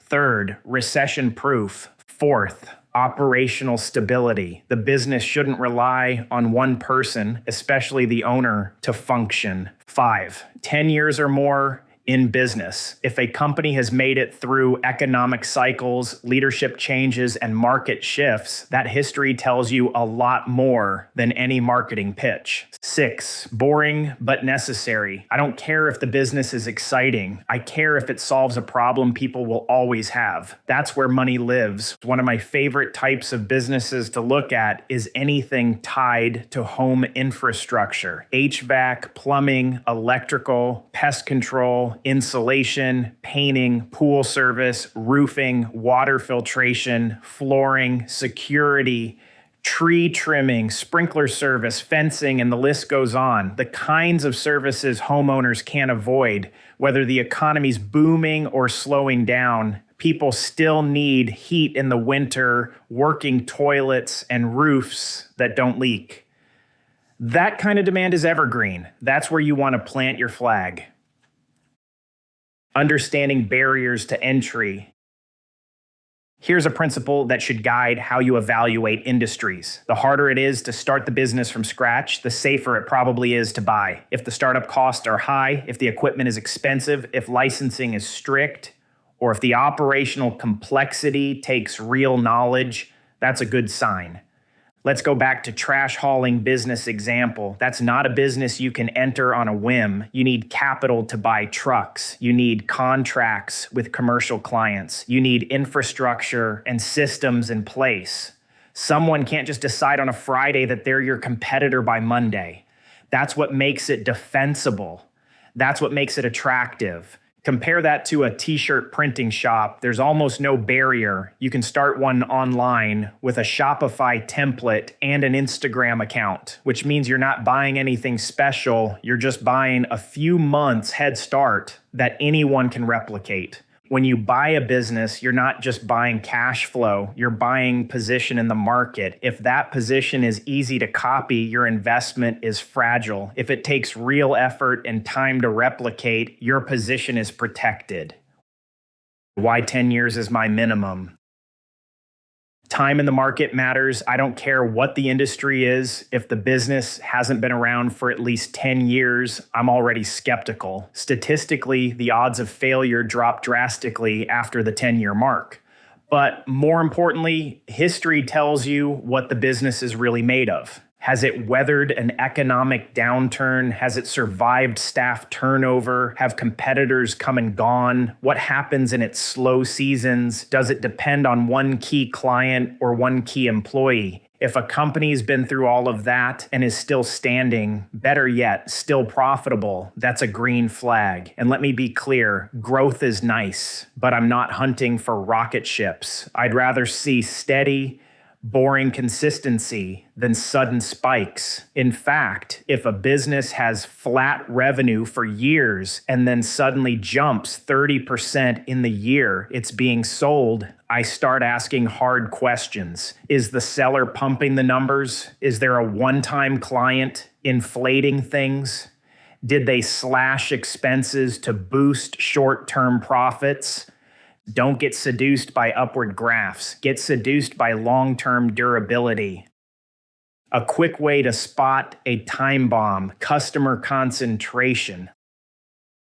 Let's talk about one of the biggest blind spots new buyers overlook: customer concentration. If one client accounts for more than 10 or 15% of a business's total revenue, you're walking into a risky deal. It might not look like it on the surface. The financials may still check out. The cash flow might look healthy, but what you're really buying is exposure. Because if that client walks, you don't just lose revenue, you lose leverage. Your ability to make payroll, pay debt, or even keep the doors open could disappear overnight. I've reviewed plenty of deals that looked strong until I started asking, what happens if your biggest client doesn't renew next year? Usually the seller gets quiet. That's when I know I've hit the weak spot. Now, does that mean you should automatically walk away from any business with customer concentration? Not necessarily, but you had better have a game plan. That might include negotiating a lower purchase price to reflect the risk, building a retention strategy during the transition, keeping the seller involved post-close to help maintain relationships, seller earnout part of the purchase price to cover that risk. If customers stay for 3 years, they get paid more. Government contracts, the double-edged sword.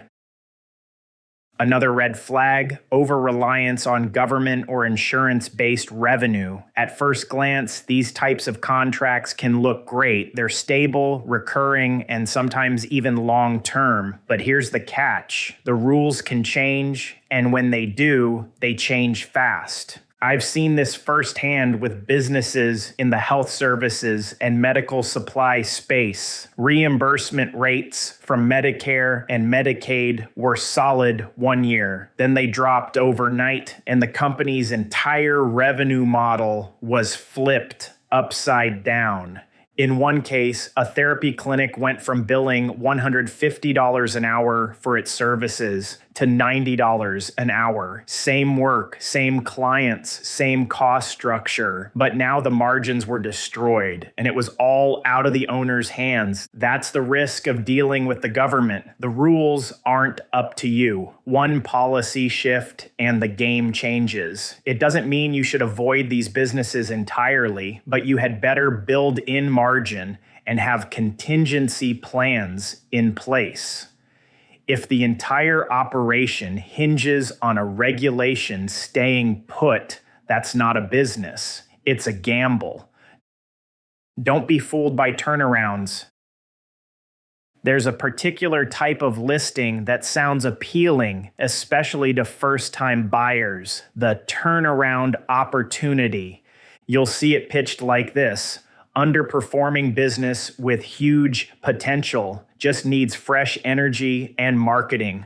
Translation, it's a mess, and they want you to clean it up. Here's the problem. Unless you've already run several businesses successfully, turnarounds will eat you alive. The systems are broken, the team is checked out, the brand might be damaged, and the seller is long past the point of caring. And most of the time, these deals are priced to make them look tempting. But don't confuse low cost with high value. Fixing a business is always more expensive and more exhausting than it looks. If you're brand new to ownership, do yourself a favor and buy something that works.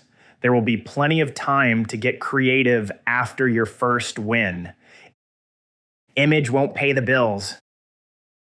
This one might sting a little, especially for the professionals reading this who've spent years building a polished career. Stop worrying about what people will think. I've talked to countless doctors, lawyers, and executives who get uncomfortable when I recommend looking at a blue-collar business. The idea of owning a plumbing company, a pest control operation, or a roll-off dumpster service just doesn't match the image they've built. Here's what I tell them. Image doesn't pay for your kids' college. Image doesn't buy freedom. Cash flow does. I know guys making millions a year picking up trash, literally. They own hauling companies, septic services, and waste collection businesses. Not glamorous, not something you'd brag about at a dinner party, but their bank accounts are doing just fine, and their calendars are wide open. Get over the idea that your business has to match your identity. If it's profitable, it's respectable. End of story. The gold mine of boring. Some of the most lucrative businesses I've seen are the ones most people overlook. They're not flashy, they're not going viral on social media, they're just steady, necessary, and built on solving problems that never go away. Let me give you a real-world example. A client of mine bought a specialty service company that only did hardwood plywood distribution. Nothing sexy about it, just giant sheets of material delivered to cabinet shops and interior design contractors.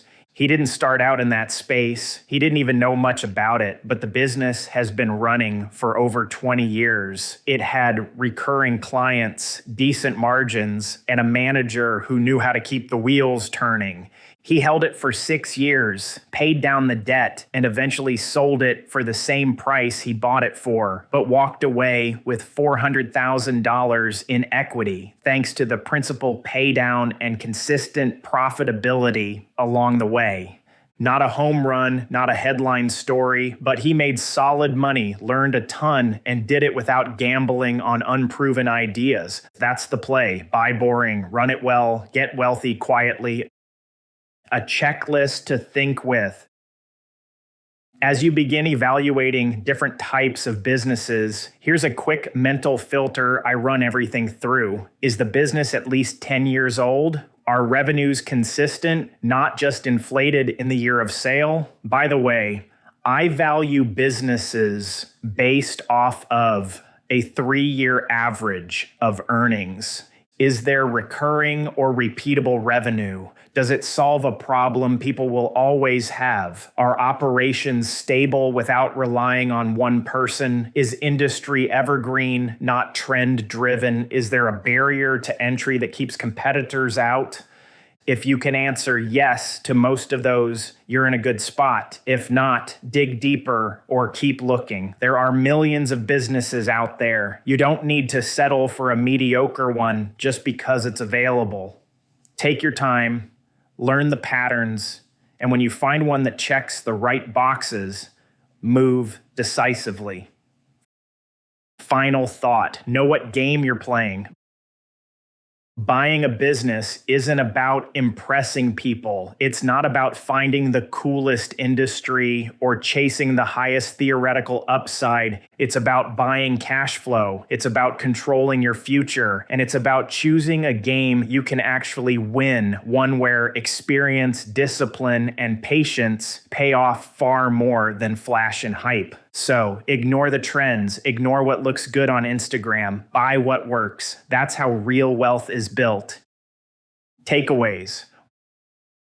1. Avoid trendy or image-driven industries. They fade quickly and rarely build lasting wealth. 2. Low-barrier businesses invite constant competition. Choose industries where entry requires capital, skill, or infrastructure. 3. Focus on recurring, stable revenue, not one-time sales. 4. Beware of customer concentration and government dependency. Too much reliance on one entity creates major risk. 5. Ignore ego. Buy businesses that make money, not ones that boost status.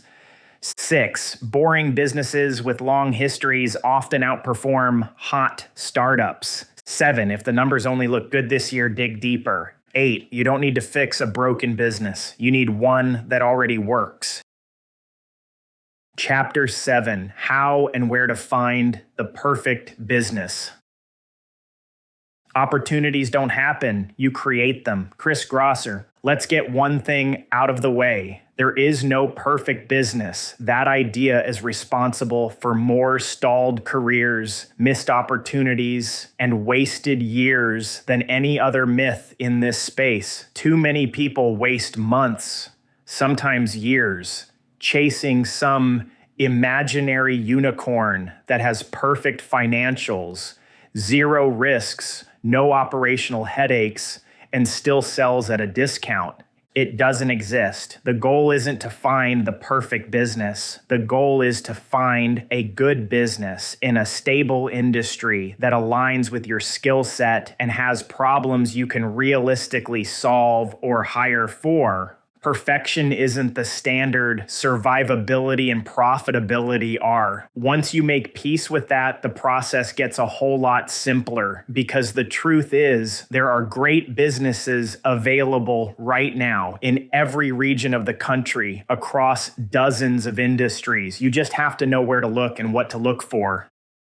The first place to start: business brokers.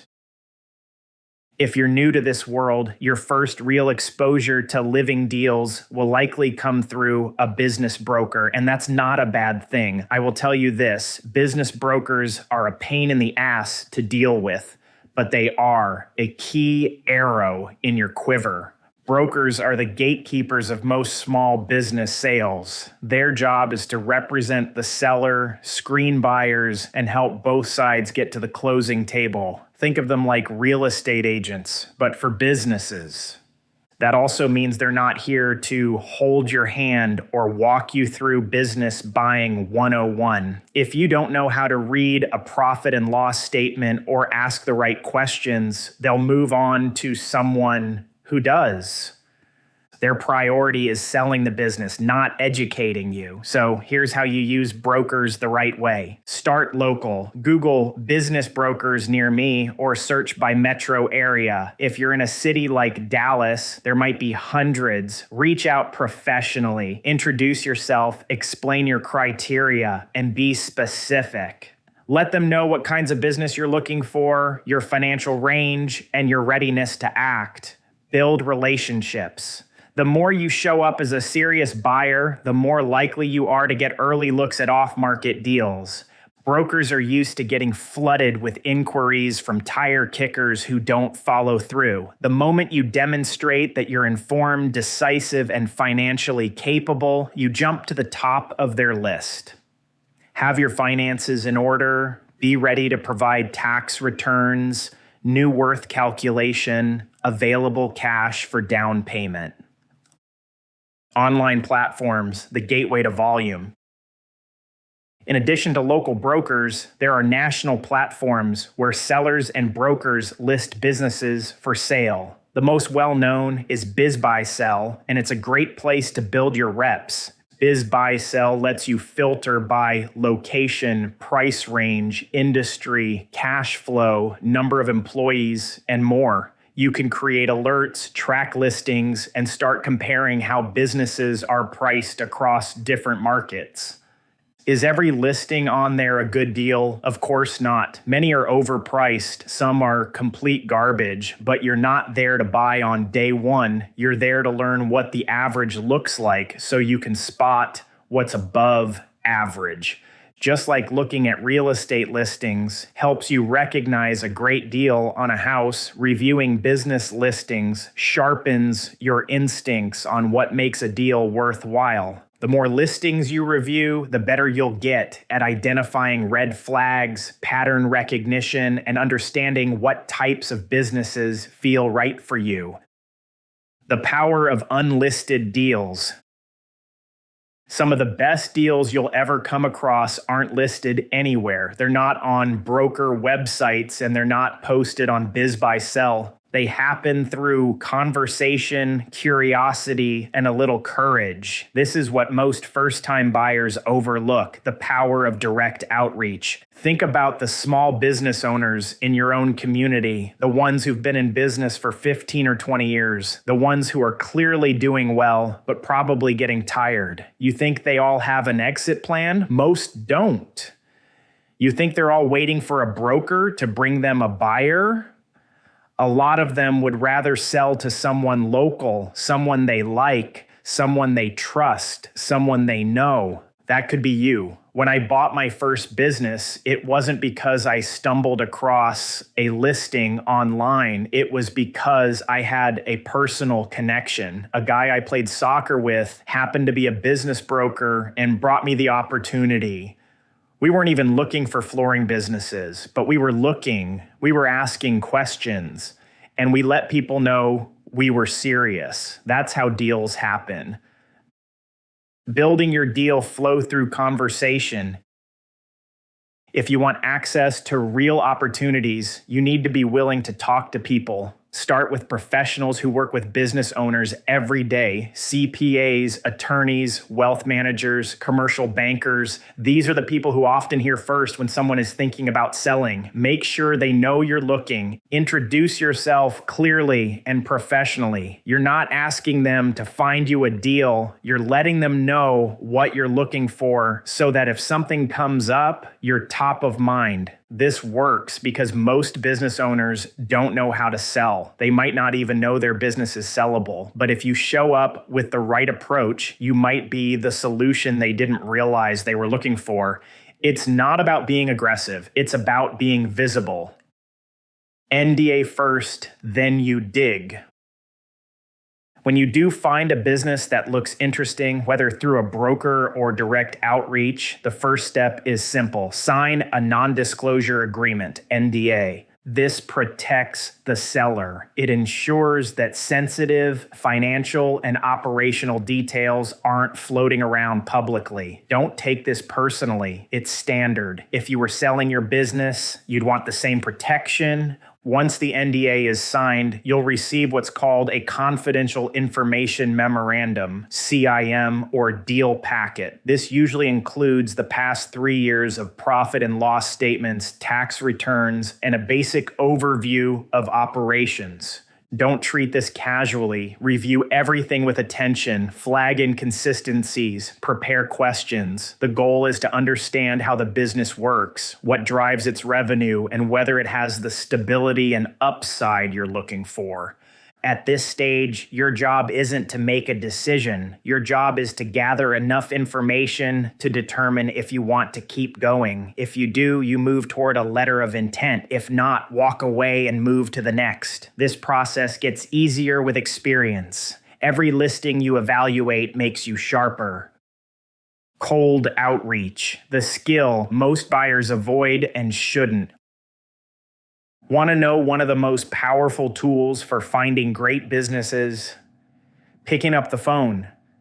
Most buyers never do this. They'd rather scroll listings or wait for a broker to email them something. That's fine if you're looking for what everyone else is looking for. But if you want access to businesses that aren't being shopped to the masses, you need to get proactive. Cold outreach doesn't mean pitching or selling. It means introducing yourself, being direct, and opening a door that wasn't open before. Here's how it works. You identify 10 to 20 businesses in an industry you like. They've been around at least 10 years, have decent local reputations, and aren't part of a franchise. You look up the owner's name, often on the state business registry or the company's website, and you reach out with a simple message. Hi, I'm an entrepreneur interested in acquiring a business like yours in the next year or two. I'm not a broker or investor. I'm looking for something I can own and operate locally. I know you're probably not selling, but if you ever consider it, I'd love to talk.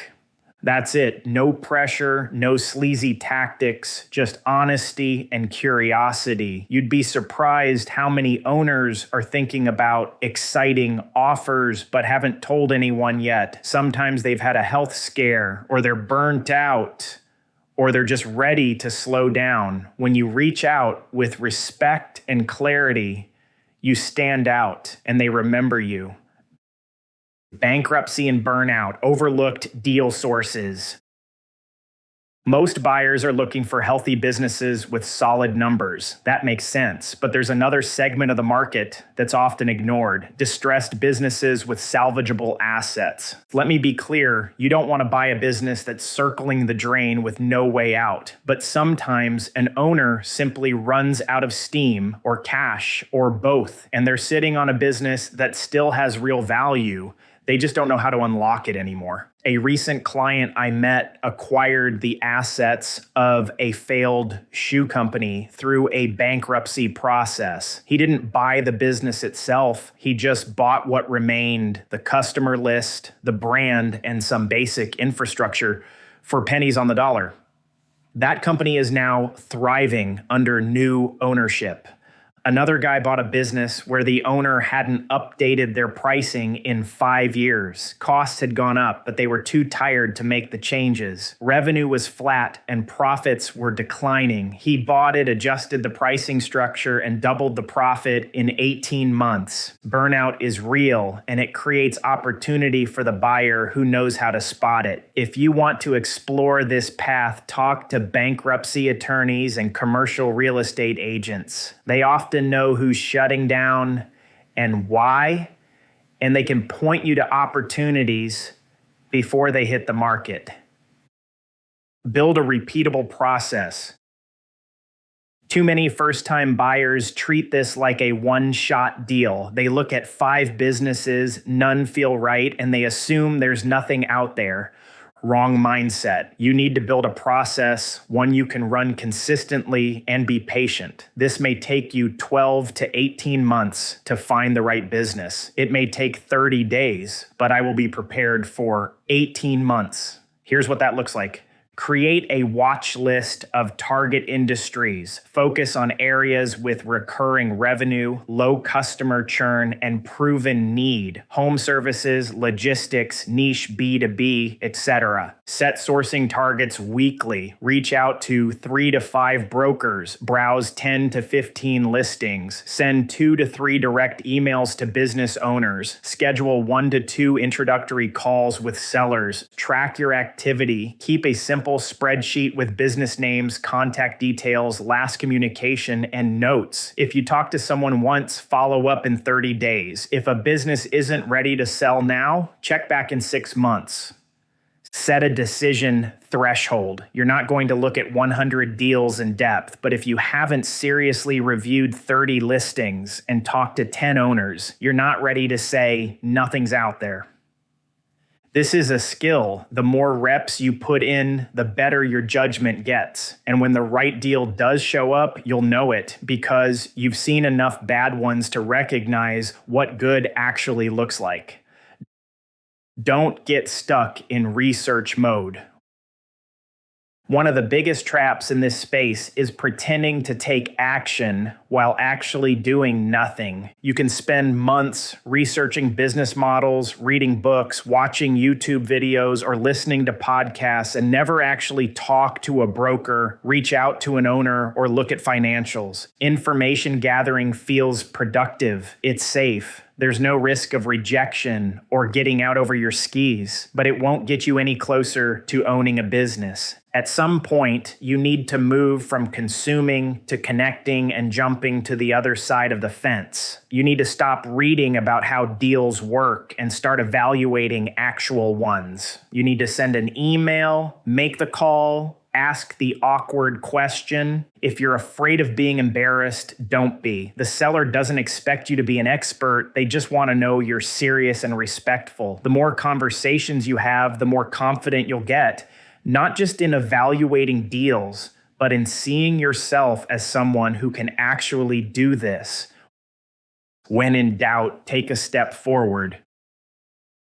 You won't feel completely ready when the right deal shows up. That's normal. You'll have doubts. You'll wonder if you're missing something. You'll second guess your ability to lead a team or step into an unfamiliar industry. But here's what I've learned after more than 2 decades of doing this. Action breeds clarity. The people who win in this space aren't always the smartest. They're the ones who start before they feel ready. They move forward even if it's slow. They gather information, yes, but they act on it. They ask questions, they make offers, they get in the game. If you want to buy a business, you don't need a perfect strategy. You need momentum. Start by doing the next right thing, review a listing, make a call, sign an NDA, schedule a seller call. Do that 50 times and one of those deals will change your life. Takeaways. 1. Brokers are a starting point, not a shortcut. Build relationships and show up as a serious buyer. 2, use BizBuySell and other platforms to learn what average looks like. 3, great deals are often unlisted or off-market. Talk to business owners directly. 4th, bankruptcy, burnout, and fatigue create opportunities. Look where others aren't. 5, build a system. Don't rely on one lucky lead. 6, track your sourcing activity and set weekly goals. 7, don't wait to feel ready. Get in the game and learn by doing. Chapter 8, decoding financials with confidence. If you don't understand the numbers, you don't understand the business. Warren Buffett. If you're serious about buying a business, you need to learn how to read financials like your life depends on it, because it does. Understanding how to decode financial statements isn't optional. It's not something you can wing. It's where deals get made or wrecked, and it's where most new buyers make their biggest mistakes because they either don't know what they're looking at, or worse, they think they do. My goal for you isn't to become an accountant. The goal is to get good enough to smell when something's off and know when to bring in the experts. If you don't have that skill, you're going to end up overpaying, missing red flags, or stepping into a business that looks great on paper but bleeds cash the second you take it over. The trash hauling wake-up call. A few years ago, someone came to me excited about a trash hauling company they wanted to buy. On the surface, it checked all the boxes. The business made $2 million in revenue and claimed $500,000 in profit. The asking price was $1.5 million, a 3 times multiple, which is pretty standard. He was ready to write a check until I looked at the numbers. First red flag, their annual insurance expense was listed at $10,000. This company had a fleet of garbage trucks, not pickups, actual trash hauling rigs, each one worth upwards of $200,000. Just insuring one of those properly should have been $20,000 per year minimum. Multiply that across 5 trucks, and we're already looking at a $100,000 hole in the P&L. Second red flag, every single worker was listed as a 1099 contractor. No W-2s, not one. If you've spent any time around labor law or even just Googled IRS classification rules, you'd know that drivers operating company-owned vehicles, working set hours, and being told what to do every day do not qualify as independent contractors. That's a payroll tax issue waiting to explode. Between properly accounting for insurance and reclassifying workers correctly, the actual profit of the business wasn't $500,000. It was closer to $250,000. And now that 3x multiple deal suddenly looked like a 6x multiple, and a risky one at that. That's the power of knowing how to read between the lines. Don't get distracted by top line. A lot of rookie buyers make the mistake of focusing on top-line revenue. They get excited by the idea of a $3 million business without asking what's left over at the end of the day. Revenue means nothing without margin. There are businesses doing $5 million in annual sales that barely net $100,000 in profit. And there are others making $1 million in sales and keeping $300,000. Which one would you rather own? Learn to look below the surface. How much of that revenue is eaten up by cost of goods sold? What's happening with payroll? Are margins shrinking year over year? What expenses are fixed and what can be reduced? It's not about how big the business is. It's about how efficiently it turns dollars into profit. Understanding ODI, owner's discretionary income. One term you'll see thrown around a lot in small business listings is owner's discretionary income, or ODI. It's sometimes also called SDE, seller's discretionary earnings. Whatever the acronym, the concept is the same. It's the total financial benefit the owner receives from the business, including salary, perks, and add backs. Sounds simple until you realize how creative sellers get with add backs. You'll see everything from car payments to family cell phone plans, gym memberships, and even personal vacations added back into the financials with the logic that you won't have to carry these costs. Here's the problem. Some of that may be legitimate, but a lot of it is a stretch. I've seen sellers try to add back their salary, saying they really don't work much, and finding out after the fact they worked 50 hours per week. Others remove marketing expenses under the claim that we don't really need to advertise. Others will add back a bunch of one-time expenses that are really an essential part of the business. If you're not careful, you'll take that inflated ODI at face value and drastically overpay. Your job is to verify each add back. Ask, is this truly non-essential to running the business? Will I realistically cut or remove this? Is this actually a personal expense, or are they just hiding overhead? Don't rely on what the seller tells you. Cross-reference with bank statements, ask questions, push back. The importance of margin patterns.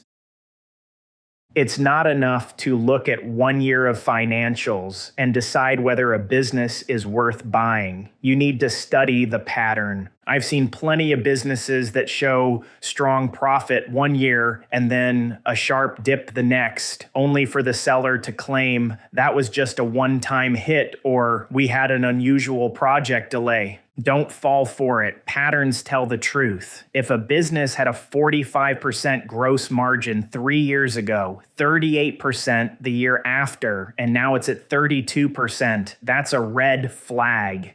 Something is happening. Either costs are rising, pricing power is eroding, or efficiency is slipping. Same goes for payroll. If labor costs are climbing every year but revenue isn't keeping up, the business is either overstaffed or paying more without getting more. Ask yourself, are margins stable over time? Are any expense categories growing disproportionately? Is there consistent reinvestment, or are they just ridding momentum? You want a business with predictability. That doesn't mean every line item is perfect, but the trends should make sense. The story behind the numbers.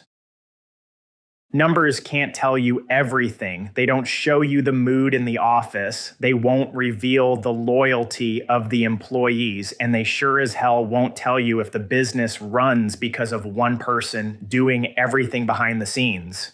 But numbers can hint at those problems. Let me explain. I once looked at a company that showed healthy profit margins until I noticed something odd. The owner's salary was listed at just $28,000. This business had 6 employees, made over $1.2 million in revenue, and yet the owner was paying himself less than a shift manager at Target. Turns out he was doing everything himself. He was the salesperson, the operations manager, the estimator, the bookkeeper, and the one putting out fires when things went wrong. Sure, the business made money, but it wasn't sustainable.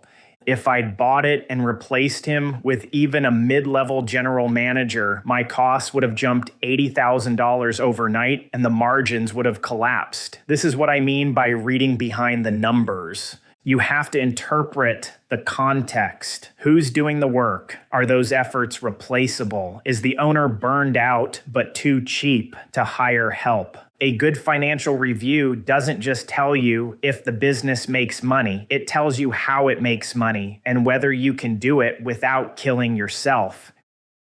Common red flags and why they matter. Every business has flaws. That's normal. What you need to learn is the difference between a fixable quirk and a red flag that should make you walk. Here are a few of the biggest financial red flags I've seen buyers ignore until it was too late. 1, massive customer concentration. If 60% of the company's revenue comes from one customer, you're not buying a business. You're buying a glorified subcontractor role. The moment that customers leave, the business is toast. I saw a case where a business looked great on paper, $2 million in revenue, net profit margins are over 20%, strong staff in place, but one customer, just one, made up 70% of that revenue. When I asked, well, now, what happens if that customer doesn't renew next year? The seller shrugged. That's not a plan. That's a problem. 2, seller is also the top producer. I once reviewed a service company where the owner was the entire sales team. He made every client sale. Every relationship ran through him. And yet there was no one else on staff who could close a deal or even send out a quote. That's not a business. That's a job with overhead. If you buy a company where the owner is the linchpin, your first 90 days are going to be a nightmare. You'll either have to clone them or replace them, and either one costs more than you think. 3rd, sharp dips in revenue with vague explanations. Be cautious when you see a year where revenue drops significantly and the seller gives you a one-time excuse. Maybe they say a supplier caused delays, or a key employee left, or a large customer defaulted. That's fine if the business bounced back quickly and consistently, but if that dip lingers or the excuse sounds soft, dig deeper. It's easy to hide larger operational issues behind convenient stories. 4th, inventory games. This one's sneaky. I've seen sellers artificially inflate margins by underreporting inventory or pushing big purchases into the following fiscal year. On paper, the cost of goods sold looks lower, which means margins look stronger. This is really easy to do with a cash-based taxpayer, more on what an accrual versus cash basis taxpayer means and why you need to understand that. But when you take over and have to restock properly, suddenly your margins collapse and your profitable business isn't making much at all. Always request inventory statements, aging reports, and confirmation that stock levels match what the business truly needs to operate. If you're not careful, this is how you end up eating a $50,000 expense you didn't budget for. The power of the normalized P&L. One of the best tools in a buyer's arsenal is the normalized profit and loss statement. This is where you take the seller's P&L and rebuild it, stripping out fluff, validating add backs, and inserting your actual operating assumptions. You're not trying to paint a rosy picture. You're building your version of what the business will look like when you run it. Include a market rate salary for yourself or whoever will run the business day to day. Proper insurance expenses, realistic employee compensation, not just what the seller happened to pay. Operating costs, you can't remove licenses, rent, software, etc. Any recurring marketing, maintenance, or vendor costs that may be understated. The goal is simple. Know what you'll really walk away with each year. If that number doesn't make sense for the risk, don't buy the business. You don't need to be a CPA, but you need one on speed dial.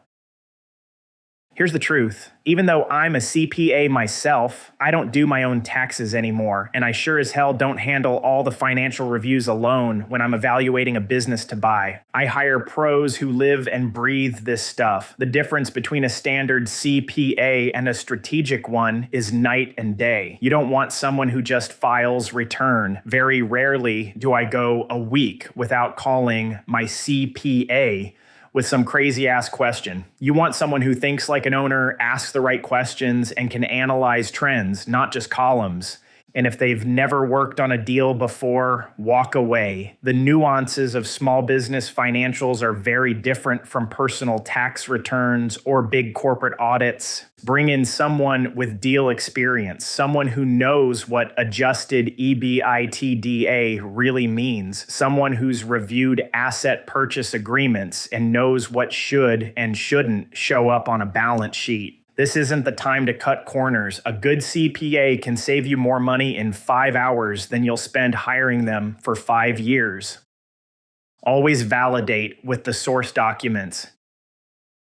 Never rely on PDFs or spreadsheets handed over by a seller. Ask for bank statements, tax returns, at least 3 years, payroll records and returns inventory reports, accounts receivable and payable aging reports. Why? Because QuickBooks lies, or rather, sellers can manipulate what gets input into QuickBooks, but the bank doesn't lie. The IRS doesn't lie. That's the reality check. I once had a seller show me a gorgeous P&L, perfect margin, clean overhead, great net income. Then I asked for bank statements and noticed something strange, large weekly withdrawals that weren't accounted for. Turned out the owner was pulling cash from the business and not recording it. The real numbers were much lower than what he claimed. Had I taken the P&L at face value, I would have overpaid by nearly $300,000. Always verify. Buy based on facts, not potential.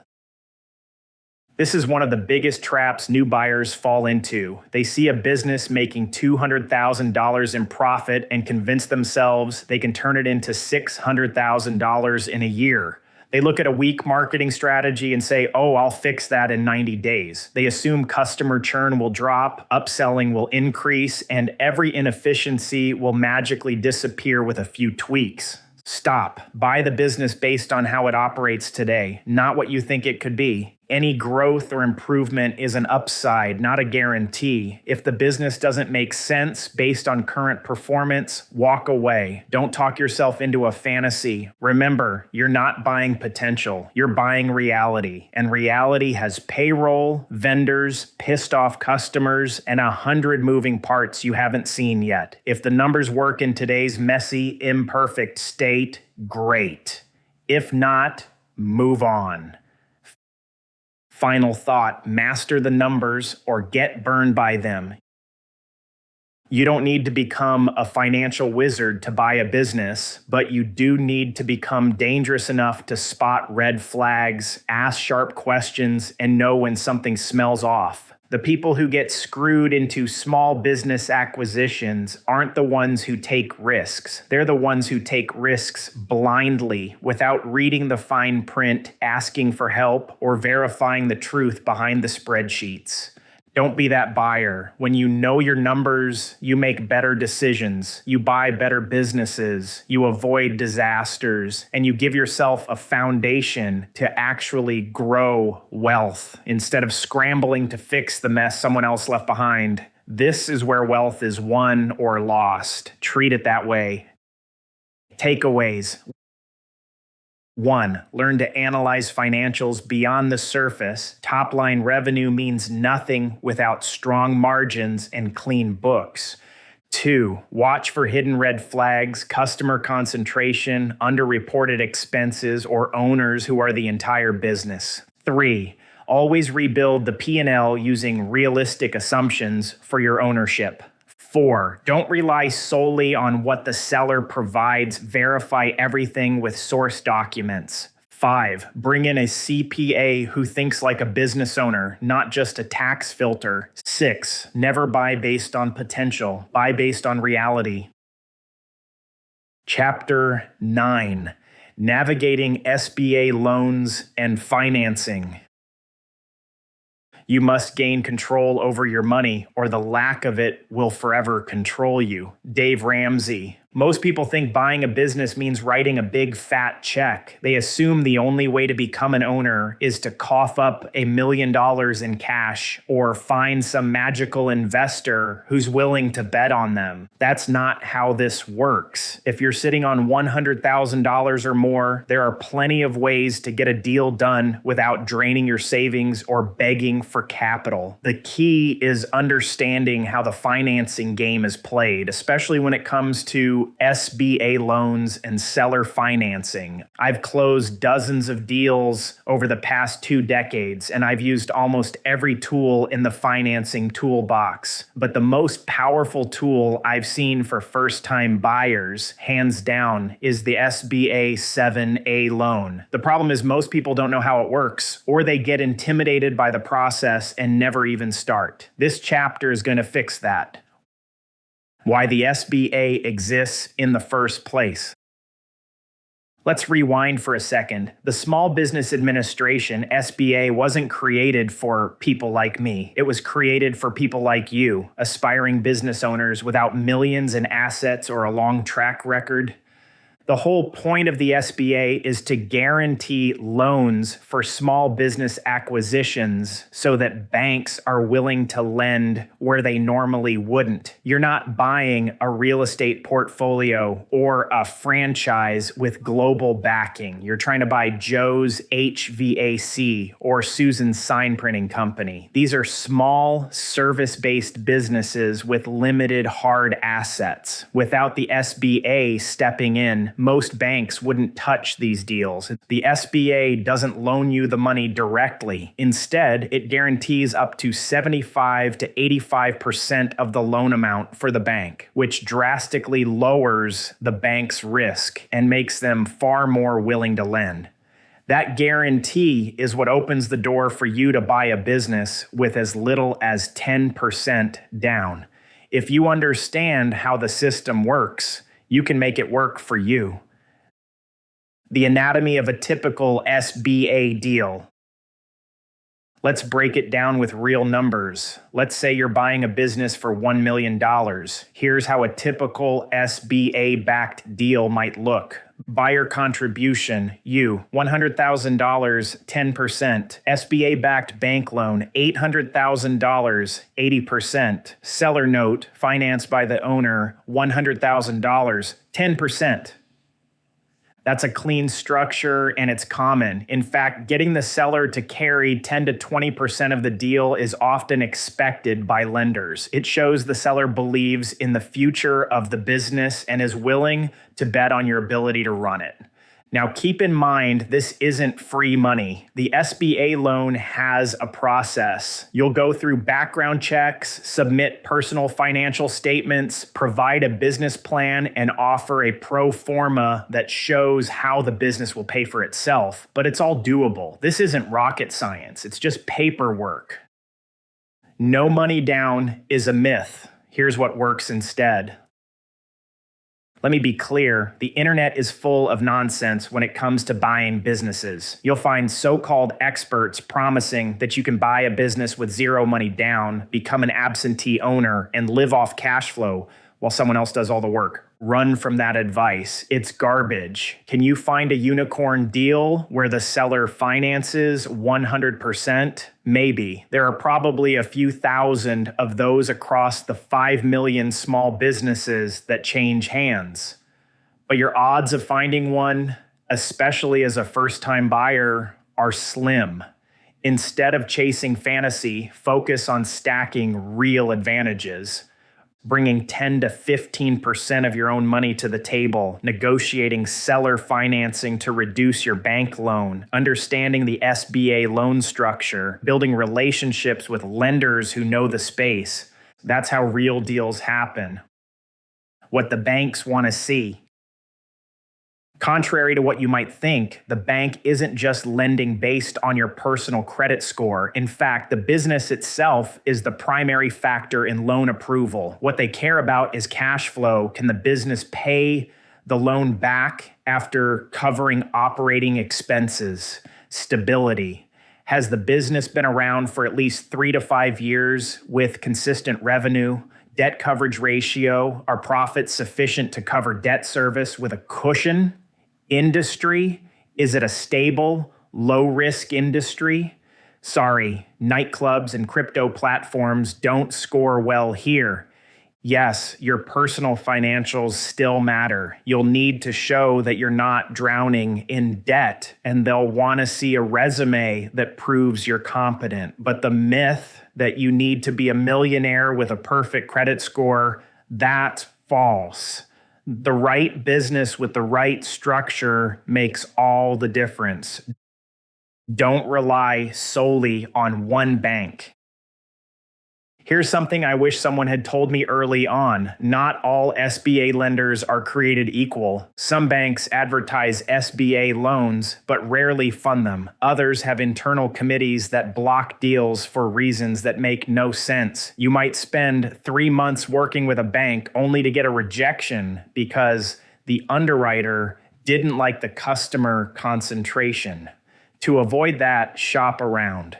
There are banks that specialize in SBA lending. Their process deals faster, understand the quirks of small business acquisitions, and have teams that know how to evaluate businesses that aren't built on recurring revenue or massive asset bases. Better yet, talk to other buyers. Ask who they've used. There's no faster way to avoid wasted time than borrowing the playbook of someone who's already closed a deal. The power of seller financing. One of the most underutilized tools in small business acquisition is seller financing. Sellers don't always need or want all the money up front. Many are more than willing to carry 10 to 30% of the deal as a note, especially if they've owned the business for years and don't know what they'd even do with a lump sum sitting in a bank account. Here's the beauty of seller notes. They reduce your need for outside capital. They give the seller skin in the game. They act as a built-in buffer if you hit a bump in the road. Let me give you an example. I once structured a deal where the seller agreed to carry 25% of the purchase price at a 5% interest rate deferred for 12 months. That meant I had a full year to stabilize the business and build up cash reserves before making a single payment to them. Try getting that from a bank. Even better, this seller stayed involved in the business during that time to help us hit the numbers that would trigger his earnout clause. He wanted to help because the better the business did, the more he got paid. That's the kind of partnership you want when you take over, not someone who disappears after the check clears. SBA red tape. It's real but worth it. Let's not sugarcoat this. SBA loans come with bureaucracy. This is the federal government we're talking about. There's paperwork. There are forms you've never heard of. You'll be asked for tax returns from 3 years ago, a personal resume, a business plan, and financial projections that make sense to a banker. They'll do a background check, they'll fingerprint you, they'll want to know if you've ever been late on a student loan. If you've defaulted on a federal loan in the past, you're probably disqualified. If you're under indictment for securities fraud, that's also going to be a problem. Hopefully that's not news to you. But here's the thing, it's all manageable. You're not climbing Everest. You're assembling a packet of documents that most banks will help you pull together if you're serious. And once you do it once, the next deal gets a whole lot easier. And I've been through it multiple times. Yes, it's tedious. No, it's not fun. But would I go through it again to acquire a business throwing off 6 figures in profit each year without hesitation? Know the fees before you commit. And here's something that doesn't get talked about enough. SBA loans aren't free. The SBA charges a guaranteed fee, essentially an insurance premium the borrower pays to make the loan happen. For loans over $500,000, the fee is typically around 3% of the guaranteed portion. If you're borrowing $1 million, expect to pay about $25,000 to $30,000 in fees. Now, most banks will roll that into the loan, so you're not writing a separate check for it, but you still need to factor it into your overall cost of acquisition. That includes legal fees, third-party business valuations, often required by SBA lenders, environmental reports, if real estate is involved, closing costs. You're not just coming up with the down payment, you'll need extra cushions for all of these add-ons. Most buyers underestimate the total upfront cost by at least 10 to 15%. Don't make that mistake. Plan for it now or scramble later. The pro forma that actually gets approved. Your lender is going to ask for a pro form, a projected income statement that shows how the business will perform for the next 3 to 5 years once you take over. This is where a lot of first-time buyers blow it. They write up some overly optimistic spreadsheet that shows revenue doubling in year 1, margins jumping by 20%, and payroll somehow shrinking even while hiring more people. That's not pro form, that's fiction. A smart pro forma shows continuity, realism, and conservative growth. The bank wants to see you understand the current cash flow and don't plan on blowing it up. You've accounted for debt payments. You're not assuming magical savings with no explanation. You're leaving margin for error in case revenue dips or expenses spike. In other words, they want to know you won't kill the business within 6 months of buying it. I tell people this all the time. If your projections only work when everything goes right, you're already screwed. Build in cushion. Make conservative assumptions, and prove that you're thinking like an operator, not a dreamer. When to walk away from a deal. Sometimes, even with SBA financing on the table, the numbers just don't make sense. Maybe the seller is demanding a price too high. Maybe the cash flow won't support the loan. Maybe the business has too many moving parts, and the margins are razor thin. I will say this, if the SBA approves the deal, it is probably a good deal with a good chance of success because their underwriting is very thorough. Here's a hard truth. If you overpay for a business, financing just gives you a faster path to failure. You don't solve a bad deal with better loan terms. You solve it by not doing the deal in the first place. I once passed on a business that I liked, but the seller refused to budge from his price, even though the cash flow barely supported the debt. The bank was willing to fund it, but I'd be walking into a business where every bad month puts me at risk of default. Could I have negotiated better terms? Maybe. Could I have tried to grow the business quickly? Sure. But why start out from behind? There's no rule that says you have to do a deal. Sometimes the best move you can make is waiting for the right one. Getting creative with multiple funding sources.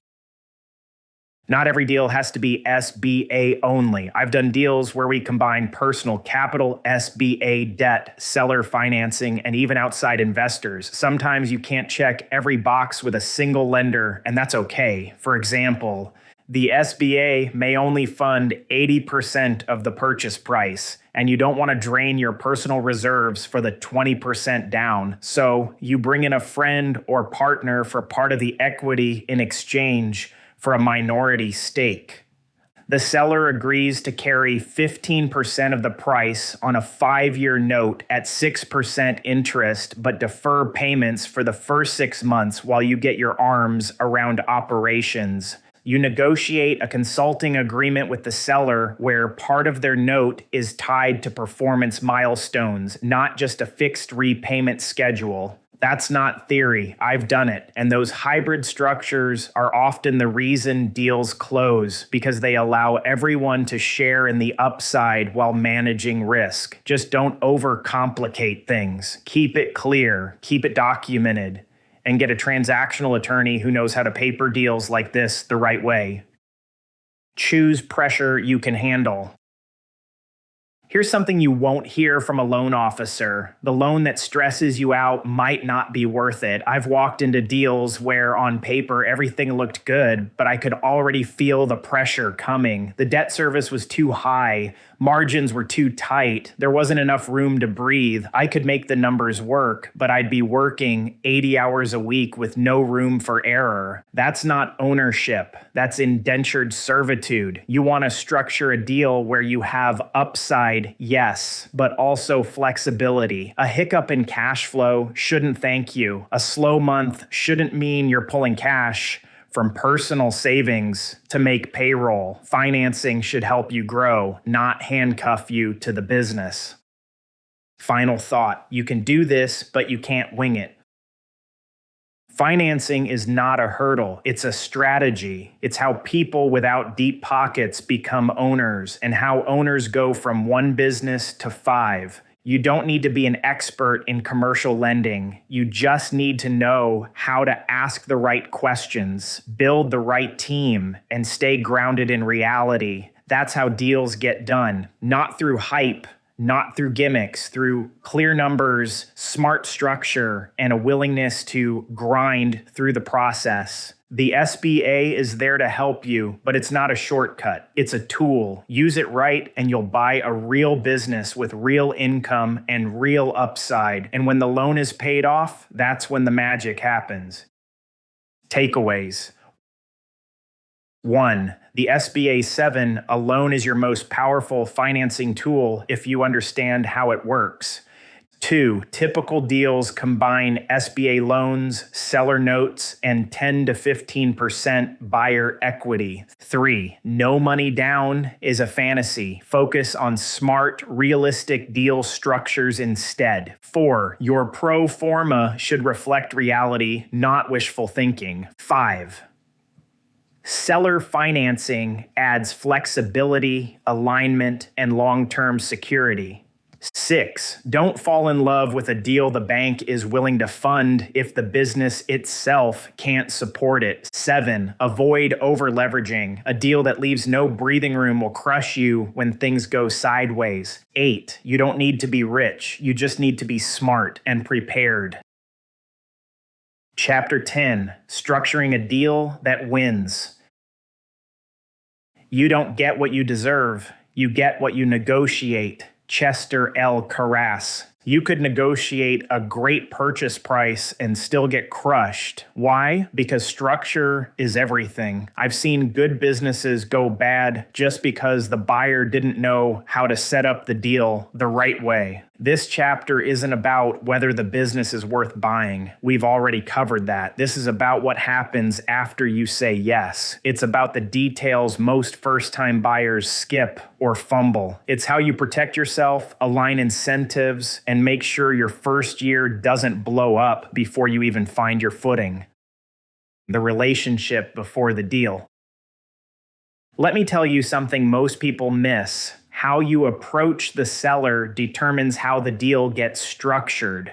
When I'm looking at a business to buy, I don't walk in with a spreadsheet and a checklist. I walk in asking about their life, what they plan to do after they sell, whether they like to travel, if they've thought about retirement. I ask about their kids, their hobbies, even their favorite places to eat. Why? Because once you understand the seller's motivations, you can structure a deal that works for both sides and avoid pushing them into a defensive corner. A seller who's emotionally attached to their business doesn't want to hear you talk about layoffs and restructuring in the first meeting. They want to know that you care about the legacy they've built, that you understand this isn't just a transaction to them. Once they feel that, they start working with you instead of against you. I've closed more deals by becoming someone the seller likes and trusts than by winning negotiations. Structure starts with trust.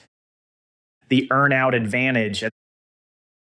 There's a deal structure most people don't think to use until they've been burned. It's called an earn-out, and it can save your ass. An earn-out is a performance-based payment made after closing. Let's say the seller wants $1 million, but based on your numbers, the business only justifies $800,000. Instead of walking away, you offer $800,000 up front and agree to pay an additional $200,000 over time, but only if the business hits specific revenue or profit targets. This keeps the seller honest. If they say the business will continue to grow and stay strong, let them bet on it. If they truly believe in the business, they'll take the deal. If they get squirmy, that tells you something. Here's how I structured one of my more creative earnouts. The seller wanted an extra $250,000 on top of our agreed price. So I said, fine, if revenue in year 1 and year 2 hits or exceeds what you've projected, I'll write you a check. If not, we stay where we are.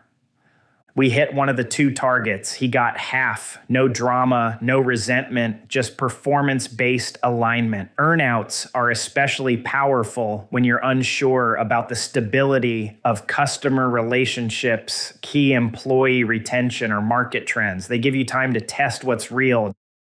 Deferred payments, your built-in buffer. When possible, I also push for deferred payments on seller financing. That means the seller agrees to carry part of the price as a loan, but I don't start paying it for 6 to 12 months after closing. This gives me a runway. Cash flow in those first few months is unpredictable. You're learning the business. You're earning the trust of employees. You're figuring out where the hidden fires are. The last thing you want is a huge payment due to the previous owner while you're still finding your footing. In one deal, I negotiated a 12-month deferral on a $200,000 seller note. That deferral saved me during a surprise slowdown in month 3. We had a customer delay with a big project and revenue dipped. If I'd owed a seller payment that month, I would have had to scramble or dip into personal funds. Instead, I had breathing room, and that made all the difference. Sellers are often open to deferral, especially if you've taken the time to build rapport. This is another reason why the relationship matters. If they like you, they'll want you to succeed, and they'll be flexible on terms that help you get there. When the seller stays on and when they shouldn't, it's easy to assume the seller wants out the day the deal closes, but that's not always the case. Some sellers want to stay involved, just not at the same level. They're tired, but they still love business. This can be a huge advantage if you structure it right. In one deal, I hired the seller on a full-time salary for the first 12 months after the closing. He stayed on as a salesperson and account manager. The customers loved him, the employees trusted him, and it helped us maintain continuity while I learned the ropes. I wasn't trying to replace him immediately. I used him to stabilize the business, transition relationships, and train the team. But here's the critical part. He reported to me, not the other way around. around. Too many first-time buyers bring the seller back in, but fail to define boundaries. That's how you end up with turf wars and confusion. If the seller stays on, make sure their role is clearly defined in writing. Their compensation is fair but not excessive. There's an exit plan for when they phase out. Don't leave this loose. If they're sticking around, it has to be structured. Otherwise, you'll be in limbo and the team won't know who's in charge. Control versus ownership. Here's a mistake I see over and over. Buyers get obsessed with owning 100% of the business from day one. That sounds great until the numbers don't work. Sometimes the smartest move is to give up a little equity in exchange for control, capital, or expertise. I once partnered with a guy on a deal where we split the ownership 70-30. He put up 30% of the capital and stayed out of operations entirely. I kept full control, managed the business, and gave him a preferred return on his investment. Yes, I gave up 30% of the equity, but I gained a partner who didn't interfere, helped me close the deal faster, and made the structure less risky. Over time, the value of my 70% far outpaced what I could have built with 100% of nothing. Think like a long-term owner, not a short-term ego. Equity is leverage. If giving up a piece of the pie helps you buy the whole bakery, do it. Paper it like it's going to end badly. One of the biggest mistakes I see new buyers make is treating the legal paperwork like a formality. They assume that once everyone agrees on the numbers, the rest will just work themselves out. Big mistake. Every deal starts with good intentions. Everyone's friendly. Everyone's optimistic. But I've been around long enough to know this. Friendship fades when money is on the table and memories get fuzzy. That's why your deal needs to be structured on paper as if things go wrong, because at some point they probably will. This is where having a transactional attorney is non-negotiable. Not your buddy who practices family law, not the guy who helped you draft a will. You need someone who specializes in buying and selling small businesses. A good transactional attorney will walk you through the asset purchase agreement, APA, seller reps and warranties, indemnification clauses, non-competent agreements, transition support terms, dispute resolution methods. This isn't about being paranoid. It's about clarity. If you don't spell things out up front, you'll be stuck trying to settle disputes with emotion and memory. That's how you end up in court, or worse, owning a mess you didn't cause. Reps, warranties, and liabilities. Let's talk about one of the least understood areas of deal structure, representations and warranties. When a seller signs the APA, they're not just handing you the keys. They're also making legal claims about the business, what's included, what debts exist, who owns what, and whether there are any outstanding lawsuits or liabilities. If any of those claims turn out to be false, that's where indemnification kicks in. It's your protection. It means the seller is still on the hook if they lied, omitted something, or failed to disclose a major issue. Here's a quick example. I bought a business where the seller stated in writing that there were no lawsuits pending. 6 months after the sale, I got hit with legal notice from a customer claiming a 6-figure breach of contract. Turns out the issue had already started before I bought the business, but the seller didn't disclose it. Because I had a tight APA and a clear indemnification clause, we didn't have to fight about whose problem it was. The seller was legally obligated to cover the costs. My attorney had structured it right from day one. If you don't get this right, you could be buying more than a business. You could be buying their legal baggage. Protect yourself with a non-compete. Another clause that absolutely must be in your deal, the non-competition, which includes non-solicitation and non-piracy. You don't want to hand someone a check for $1 million only to have them set up a competing business across town 6 months later using all their old contacts, or stealing from your customers, or stealing your workers. A strong non-competition should cover a reasonable time frame, usually 3 to 5 years, some type of small compensation for the agreement, a geographic radius that reflects where the business operates. Restrictions not just on owning a competing business, but on working for or consulting with one. If the seller has kids or family members in the business, consider including them in the agreement too. Otherwise, you might find yourself competing with the seller's son next year, and he's got all the same vendor and customer relationships. Get this nailed down in writing, no exceptions. Avoid the balloon payment trap.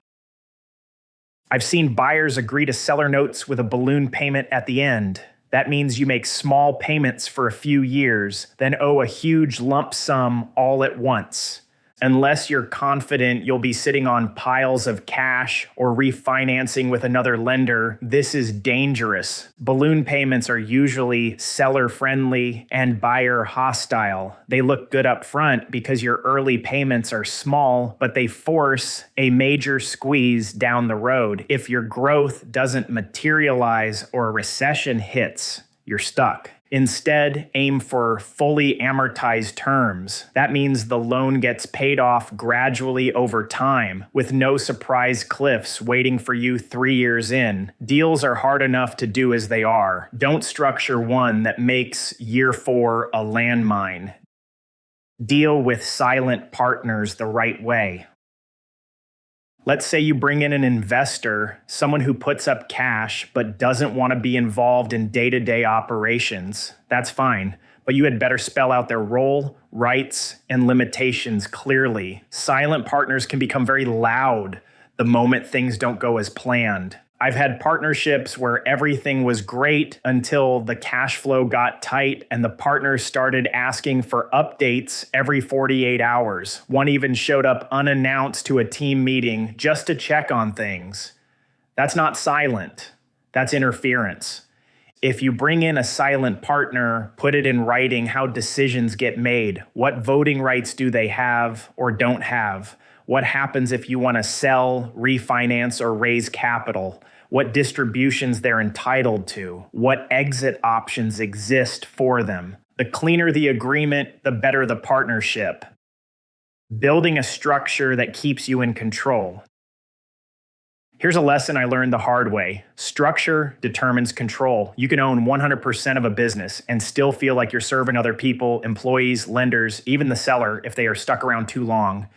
When I structure a deal now, I think about 3 things. 1, how much cash flow is left after all obligations are paid. 2, how much day-to-day control I retain. 3, what does the exit path look like even if I don't plan to take it? If I can't make decisions freely, pay myself comfortably, and sleep at night without watching the business bleed out, I walk. You should too. There's no perfect structure. Every deal has trade-offs. But if you walk in with your eyes open, you can set yourself up for a business that not only survives, but thrives and pays you well while doing it.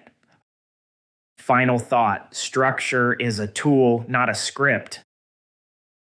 There's no one-size-fits-all deal structure. No one who tells you otherwise hasn't made enough deals. The right structure is the one that fits the business, protects your downside, and keeps everyone's incentives aligned. Don't try to get clever for the sake of being clever. Don't obsess over winning every point. And for the love of God, don't copy some template you found online without understanding what it means. Structure is how you take a business that's already working and give it the best chance to keep working under your ownership with your goals on your terms. You'll only buy your first business once. Make sure the deal you sign is one you'll be proud of 10 years from now, not one you'll regret in 10 months. Takeaways. 1. Build trust with the seller before negotiating. The better the relationship, the better the deal structure. 2. Use earnouts to align performance with payment and reduce risk. 3. Ask for deferred seller payments to create breathing room in your first year. 4. Clearly define roles when the seller stays on post-sale. Don't leave expectations vague. 5. Bring in a transactional attorney to handle reps, warranties, indemnification, and non-compete clauses. 6. Avoid balloon payments. Structure payments with clarity and predictability. 7. If you bring in a silent partner, document their role precisely to avoid conflicts. 8. Always structure with control, flexibility, and sustainability in mind. Chapter 11, Business Valuation Secrets. Valuation is an art, not a science. You don't find value on a spreadsheet, you uncover it in the details. Aswath Damodaran. That single sentence has saved me more money than any spreadsheet, mentor, or MBA program ever could. The biggest trap for first-time buyers isn't picking the wrong business model or struggling with employees. It's overpaying from the start because they didn't understand how valuation actually works. This chapter isn't about textbook definitions or academic formulas. This is about how real small businesses are valued and how to avoid writing a check today that you'll regret for the next 5 years. Multiples are just the starting line. When most people think about business valuation, they immediately ask, what's the multiple? That's fine. It's a starting point, but it's not a rule. A multiple is just a general guideline for what similar businesses have sold for based on their cash flow or earnings. It's not a price tag carved in stone. For small businesses, you're generally looking at a multiple seller's discretionary earnings, SDE, or EBITDA. Most Main Street businesses think HVAC companies, auto repair shops, or cleaning services sell for somewhere between 2x and 4x SDE. That doesn't mean every $300,000 profit business is worth $900,000. If customer concentration is too high, if key staff are on their way out, or if revenue is declining, that multiple drops fast. Here's where I see buyers screw this up. They assume the multiple is fixed based on industry or location. It's not. The multiple moves up or down depending on risk. Your job is to figure out what could go wrong and discount accordingly. A $1.5 million business that wasn't. I'll give you a real example that we discussed earlier. A guy came to me and fired up a trash hauling business. It was listed at $1.5 million, showing $500,000 in net profit. On the surface, which looked like a fair 3 times multiple, but within 5 minutes of reviewing the P&L, I saw cracks all over it. First, the company owned 5 trash trucks, but insurance expenses were only $10,000 a year. That's not even enough to insure 1 truck properly, let alone 5. That told me right away the business was either massively underinsured or cooking the books. They also were hauling hazardous waste and had no pollution coverage insurance. They also did not have workers' compensation. If one of their workers got hurt, they would have been out of business. Then I saw that every employee was classified as a 1099 contractor. They were driving company-owned vehicles, wearing uniforms, reporting to a schedule. In the eyes of the IRS, they were clearly W-2 employees, which meant the new owner would have to start paying payroll taxes, and that would lower the margins.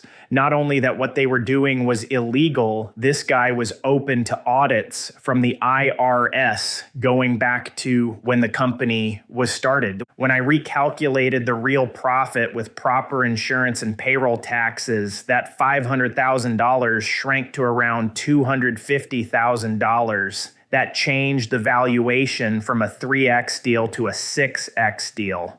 I told him to walk. He didn't. He bought it anyway. 12 months later, he was in financial trouble and scrambled to stay afloat. The only good thing he did was structure the deal as an asset purchase as opposed to a stock purchase, so he did not assume all of the past bad doings, 0F the prior owner. SDE isn't always what it seems. SDE, seller's discretionary earnings is supposed to represent the total financial benefit the current owner is pulling from the business. It includes salary, perks, and add backs. The idea is that you, the buyer, can remove those owner-specific expenses and get a better sense of what the business is really making. Sounds simple, right? Until the seller starts getting creative. I've seen sellers try to add back their personal vehicle lease, private school tuition for their kids, their dog's vet bills, and even travel to Aruba as a conference expense.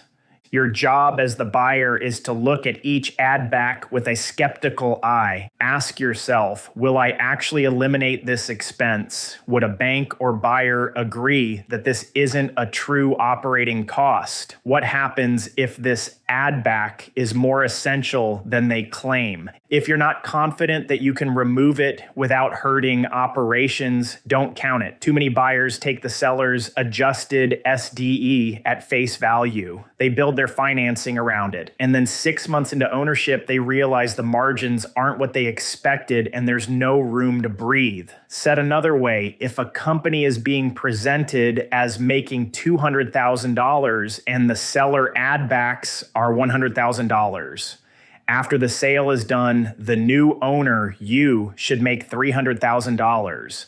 That is how that should work. Valuation is a risk-adjusted game. Let's be clear, valuation is not about potential. It's about how much risk you're willing to take on for a certain return. If the business is built on recurring revenue, been around 10 plus years, has long-term customer contracts, strong management, has big barriers to entry, has revenue over 10 million, has very large inventory and or equipment numbers, has a long-term lease at below market values, high margins, great customer and employee retention. Everything is documented, operations, employment manuals, onboarding, sales process, etc., and low owner involvement, then it deserves a higher multiple. That business has lower risk. If the business is overly reliant on one employee, has outdated systems, has poor books, is small, is in an unsheltered business, zero to no inventory and or equipment, no documentation, horrible turnover, outstanding lawsuits, low margins, or shows declining revenue over 3 years, the risk is high. The multiple goes down. I once reviewed a business where the top 2 employees were threatening to leave if the current owner sold. They weren't under contract. They didn't have any equity, and the seller hadn't bothered to talk to them about the transition. You know what that business was worth? A lot less than what the seller thought. If those 2 employees walked out the door, the entire business would collapse. I adjusted the multiple accordingly and passed on the deal when the seller wouldn't move on price. So you have to assume the worst case scenario and price it's in. Otherwise, you're not valuing the business. You're just hoping it works out. Tangible assets matter, but only so much. In Main Street businesses, tangible assets like trucks, equipment, or inventory can matter, but they rarely drive valuation the way cash flow does. Let's say you're buying a fence company with $400,000 in net profit and $300,000 in equipment. Great, that equipment helps to justify the price, but it's not the main reason you're paying for the business. You're buying income. The gear and equipment are a bonus, not the foundation, and definitely not in addition to. What I mean by that, let's assume a multiple of 3. So the company above is worth $1.2 million. A lot of uniformed buyers, sellers, and brokers would sell and buy this for $1.5 million, $1.2 million purchase price, $300,000 of equipment. No, and again, no. This is not how businesses are valued. If they had $2.0 million in equipment, that is a different story, and the price would be adjusted up. I've seen buyers get hung up on asset value as if it guarantees security. Well, at least if the business fails, I've got $300,000 worth of equipment I can sell. No, you don't. If the business fails, that equipment gets sold at auction for pennies on the dollar. You're not liquidating it at book value. You're desperate, and the market knows it. Assets are useful, but they aren't parachutes. Don't overvalue them. Focus on cash flow, customer retention, and operational efficiency. Bank valuations are not gospel. If you're using an SBA loan to finance your deal, the bank will likely require a third-party valuation. That's fine. It's a normal part of the process, but don't assume that just because a bank-ordered appraisal says the business is worth a certain number, that's what you should pay. Bank valuations are conservative by design. They're built to justify the loan, not to optimize your deal. They rarely factor in operational red flags, employee dynamics, or the emotional weight of a shaky seller. They certainly don't account for how you are going to run the business or whether the business is heavily dependent on the current owner. I once saw a deal where the SBA valuation came back at $950,000, but the business had two major risks the valuation didn't catch. The landlord wouldn't renew the lease without a significant rent hike, and the top customer was being poached by a competitor. If I had paid that price, I would have been underwater before closing the first month's books. Use the valuation as one data point, then do your own work. Buying with confidence doesn't mean buying blind. Confidence doesn't mean you ignore risk. It means you evaluate it with clarity. I've had sellers try to justify a high price by pointing to revenue trends, industry growth, and local competition dropping off. That's great for a pitch deck, but I don't buy projections. I buy proof. In one deal I walked away from, the seller kept saying, "This place is about to explode." His reason? He just landed a new corporate account that was sure to deliver $400,000 in new revenue the following year. I asked him to see the contract. He didn't have one, just a handshake and a few emails. That's not revenue, that's hope. I liked the business, but I valued it based on what it was actually doing, not what it might do later. We were too far apart on price, and I passed. 6 months later, that new account never materialized. There's nothing wrong with buying a business that has growth potential. Just don't pay for that growth up front. Let that be your upside, not your entry fee. When to walk, even if you love business. Every buyer hits a point where they get emotionally attached. The numbers make sense. The location is ideal. The employees seem great. You can already see yourself running it. Then the seller says the price is firm. This is where most buyers lose their leverage and sometimes their common sense. They let momentum carry them into a deal that no longer fits. Don't fall for it. There's always another business, always another deal. You're not buying a unicorn. You're buying one of millions of small businesses, many of which are owned by baby boomers who want to exist and just don't know how. If the price doesn't match the real cash flow or the risk hasn't been priced in, be willing to walk. You can't negotiate effectively if you're emotionally locked in. I've walked away from businesses I loved because I refused to overpay, and in every case, something better showed up a few months later. Patience pays, desperation costs. Use terms to offset price.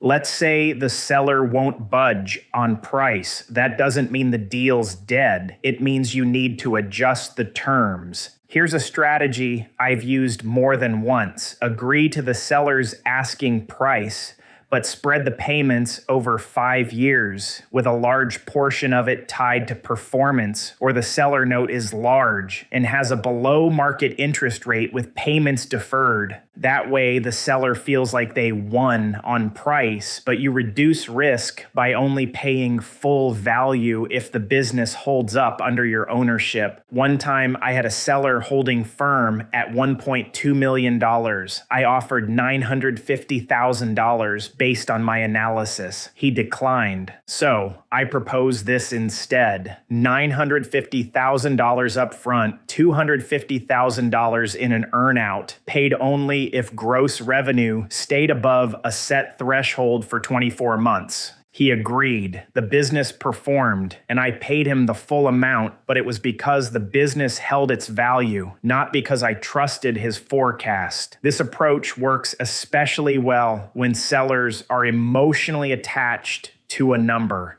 Let them have their number. Just make sure you have your protection.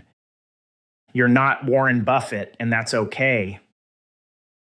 Some buyers fall into the trap of trying to engineer a perfect deal. They want to get a business at a 2x multiple with zero customer concentration, 20-year employee tenure, and passive cash flow from day one. That deal doesn't exist. Small businesses are messy. There's always something wrong. The key isn't to find a perfect business. It's to find a business with problems you know how to fix and to make sure you don't overpay while doing it. One of my best acquisitions had poor marketing, bad accounting practices, and an owner who hadn't raised prices in 6 years. The margins were thin and the books were sloppy, but I knew how to fix all of that. I cleaned up the financials, adjusted pricing, hired a real bookkeeper, and within 18 months tripled the cash flow. That was a great buy, not because it was perfect, but because I paid the right price for a business I could improve. Final thought, it's not the price that matters, it's what you get for it. Valuation is more art than science. You're not buying stock or a house. You're buying a living, breathing machine with people, processes, and unpredictability. If you focus only on price, you'll miss the bigger picture. The real question is this: what am I getting in return for this investment of time, energy, and money? If the answer is stable cash flow, predictable operations, and upside you can unlock, great. But if you're just buying the seller's dreams with your dollars, slow down. Do your homework. Make conservative assumptions. Don't fall in love. You only get to buy your first business once. Make sure the valuation reflects not just what's on paper, but what's behind it. Takeaways. 1. Multiples are just a starting point. Real valuation is about risk-adjusted cash flow. Second, SDE is often inflated by questionable add-backs. Scrub the numbers carefully. 3. If customer or employee retention is fragile, the value drops no matter what the P&L says. 4th, let the seller win some battles. 5. Don't rely solely on third-party valuations. Do your own analysis and price in risk. 6. Never pay for potential. Pay for what's already proven. Let the bonus be your bonus, not your entry fee. 7. If the seller is stuck on price, use creative terms like earnouts and deferred payments to bridge the gap. 8. Walk away from deals where the price doesn't match the risk, even if you love the business. 9. Focus on what you're actually getting, not just what you're being asked to pay. Chapter 12, the deep dive, due diligence.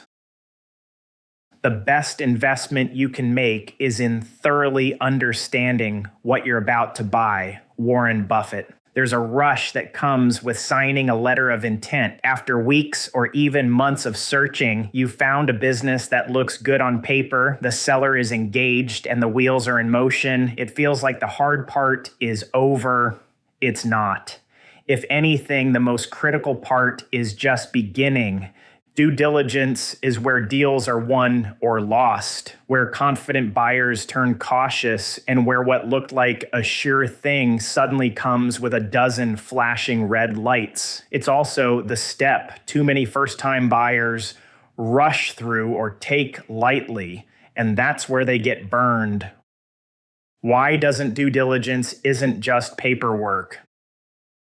Most people approach due diligence like a checklist. Tax returns, check. Lease agreements, check. Inventory list, check. But this phase is less about ticking boxes and more about pressure testing the business. It's where you find out what's really happening behind the curtain. Are the numbers real, or were they dressed up for sale? Are key employees planning to stick around, or are they already halfway out the door? Are you about to inherit a loyal customer base or a time bomb of unrenewed contracts? You can't afford to take anyone's word for it, not even the seller who seems honest and cooperative. Sellers aren't always trying to deceive you, but they've been running things their way for years and often have blind spots about their own operation. That's why you need to approach due diligence with a healthy mix of curiosity, skepticism, and strategy. What you're really looking for. In theory, due diligence is about verification, matching the financials, reviewing contracts, and understanding the business model. In practice, it's about identifying risk and assessing your tolerance for it. Not all red flags are deal breakers, but they're only manageable if you know about them before the closing date. There are 3 core areas I always tell people to focus on. Financial validity. Are the profits real, recurring, and sustainable? A lot of people call this quality of earnings or quality of revenue. Is the revenue and or earnings real? Operational risk. What parts of the business could break if key people leave or if a system fails? Legal and structural liabilities. Are you inheriting debts, unresolved disputes, or compliance issues? Employees, if possible. You should speak to the key players without the owner's involvement. And the more prepared you are to dig in here, the less likely you are to be blindsided post-close. Don't try to wing it alone. Let me say this clearly. Due diligence is not the time to go cheap or solo. If you're trying to save money by avoiding professional help here, you're playing with fire. Every business I've ever bought has had some level of complexity under the hood. And even with my background as a CPA and years of acquisition experience, I still bring in specialists when it's time to go deep. You need a transactional attorney who's done business sales before, not your cousin who practices divorce law. A CPA who understands small business financials and can smell bad accounting a mile away. An insurance advisor who can point out gaps in coverage. Industry insiders, people who know the traps and quirks specific to that line of work. Trying to handle due diligence yourself because you read a few articles is like trying to perform surgery after watching a YouTube video. The margin for error is slim and the consequences are massive. The hidden cost of overconfidence. One of the biggest traps in this phase isn't what you miss, it's what you assume. Overconfidence is dangerous. I've seen smart, capable people walk into due diligence with the belief that they've already done their homework. They like the seller. The business seems stable. The numbers are clean, so they skim. They don't dig into the real structure of customer contracts. They don't ask about outstanding receivables. They don't review employee retention trends or the last time everyone has raises or our salaries market rate, or what percentage of sales come from one dominant client. They don't ask why marketing spending dropped 80% the year before the sale. Ask questions. It is amazing what people will tell you. They just nod and move forward. And then a few months post-acquisition, they're staring at a business that looks nothing like the one they thought they bought. Revenue is down, a key employee quits, a competitor poaches their biggest account, and reality sets in. They didn't buy a cash-flowing asset. They bought a ticking time bomb, all because they didn't ask enough questions when it mattered. The numbers lie if you let them. Here's something most first-time buyers don't realize. Small business financials are rarely pristine. You're not buying a Fortune 500 company with GAAP-compliant reporting and quarterly audits. You're buying from an owner who's likely been running their books with just enough accuracy to file taxes, apply for loans, and maybe pay themselves in a way that doesn't raise red flags. So when you look at the numbers, assume there's noise. And learn to separate what's real from what's optimized. Here's a good example. I was once evaluating a business that claimed $600,000 in net profit. Looked strong on paper, but as I started peeling back the layers, I noticed a few things. The owner's spouse was on payroll for $25,000 a year, but actually did work that was worth twice that amount. There was a line item for marketing that turned out to be a country club membership, which was in my favor since that expense was going away. They used personal vehicles that were used 50% of the time for business stuff, but did not expense it properly. Travel expenses included a 2-week trip to Europe that had nothing to do with operations. A couple of invoices where the work was never completed were left in the system but should have been deleted. A couple of old invoices where the customer did not pay and filed bankruptcy should have been written off to bad debt. You must take due diligence seriously. If you're not careful, you'll end up basing your valuation on fantasy income or missed expenses or missed write-offs. And the moment you take over without the country club perks, the family members on payroll, or the creative accounting, the real earnings are suddenly a lot less impressive. Due diligence is where you turn those illusions into facts. It's where you stop taking the seller's word for it and start testing everything. Vendor terms, lease traps, and surprise liabilities. Another area where new buyers get blindsided is contracts. Not the purchase agreement, though that's critical, but the contracts are already in place before you show up. Start with vendor relationships. A lot of small businesses rely on handshake deals with suppliers. These arrangements might be great, preferential pricing, generous credit terms, fast delivery, but guess what happens the moment ownership changes? The relationship resets. The vendor may not extend the same terms to you. You could go from net 60 payment cycles to net 15 overnight, which instantly ties up your cash. Same goes for real estate. I once saw a business that had been in the same location for 20 years, paying below market rent thanks to a handshake deal between the owner and a landlord he played golf with. That worked fine until the day the business started. The landlord decided to raise rent by 40% for the new owner. There was nothing in writing to prevent it. That bump killed the buyer's margins and nearly sank the business within the first year. Then there are liabilities. Do you know if the business has unpaid taxes, unsettled lawsuits, equipment under lease agreements will balloon in cost after transfer, deferred maintenance on equipment and autos? Are there pending warranty claims, expired certifications, or unresolved OSHA issues? These aren't hypothetical concerns. They're common, and if you don't uncover them before the close, they become your problem. Customers, contracts, and churn. Financial statements tell you what happened, but if you want to know what's about to happen, look at the customer base. Is the business heavily reliant on one or two major clients? If so, what's the risk of those clients leaving after the sale? I once advised a buyer on a company that generated 60% of its revenue from one client. The relationship was solid, but it was entirely built around the outgoing owner. They were old college friends. They had a personal bond. There was no contract. When that owner exited, the client followed. The buyer was left with a company shell and a massive loan payment. Part of due diligence means understanding the depth of customer relationships. Ask for customer retention data. Look at contracts. Interview key accounts if possible. Find out how long clients have been with the business, how often they renew, and what factors drive their loyalty. Don't just look at current revenue, look at the stickiness of that revenue. Key employees. Who's really running the show?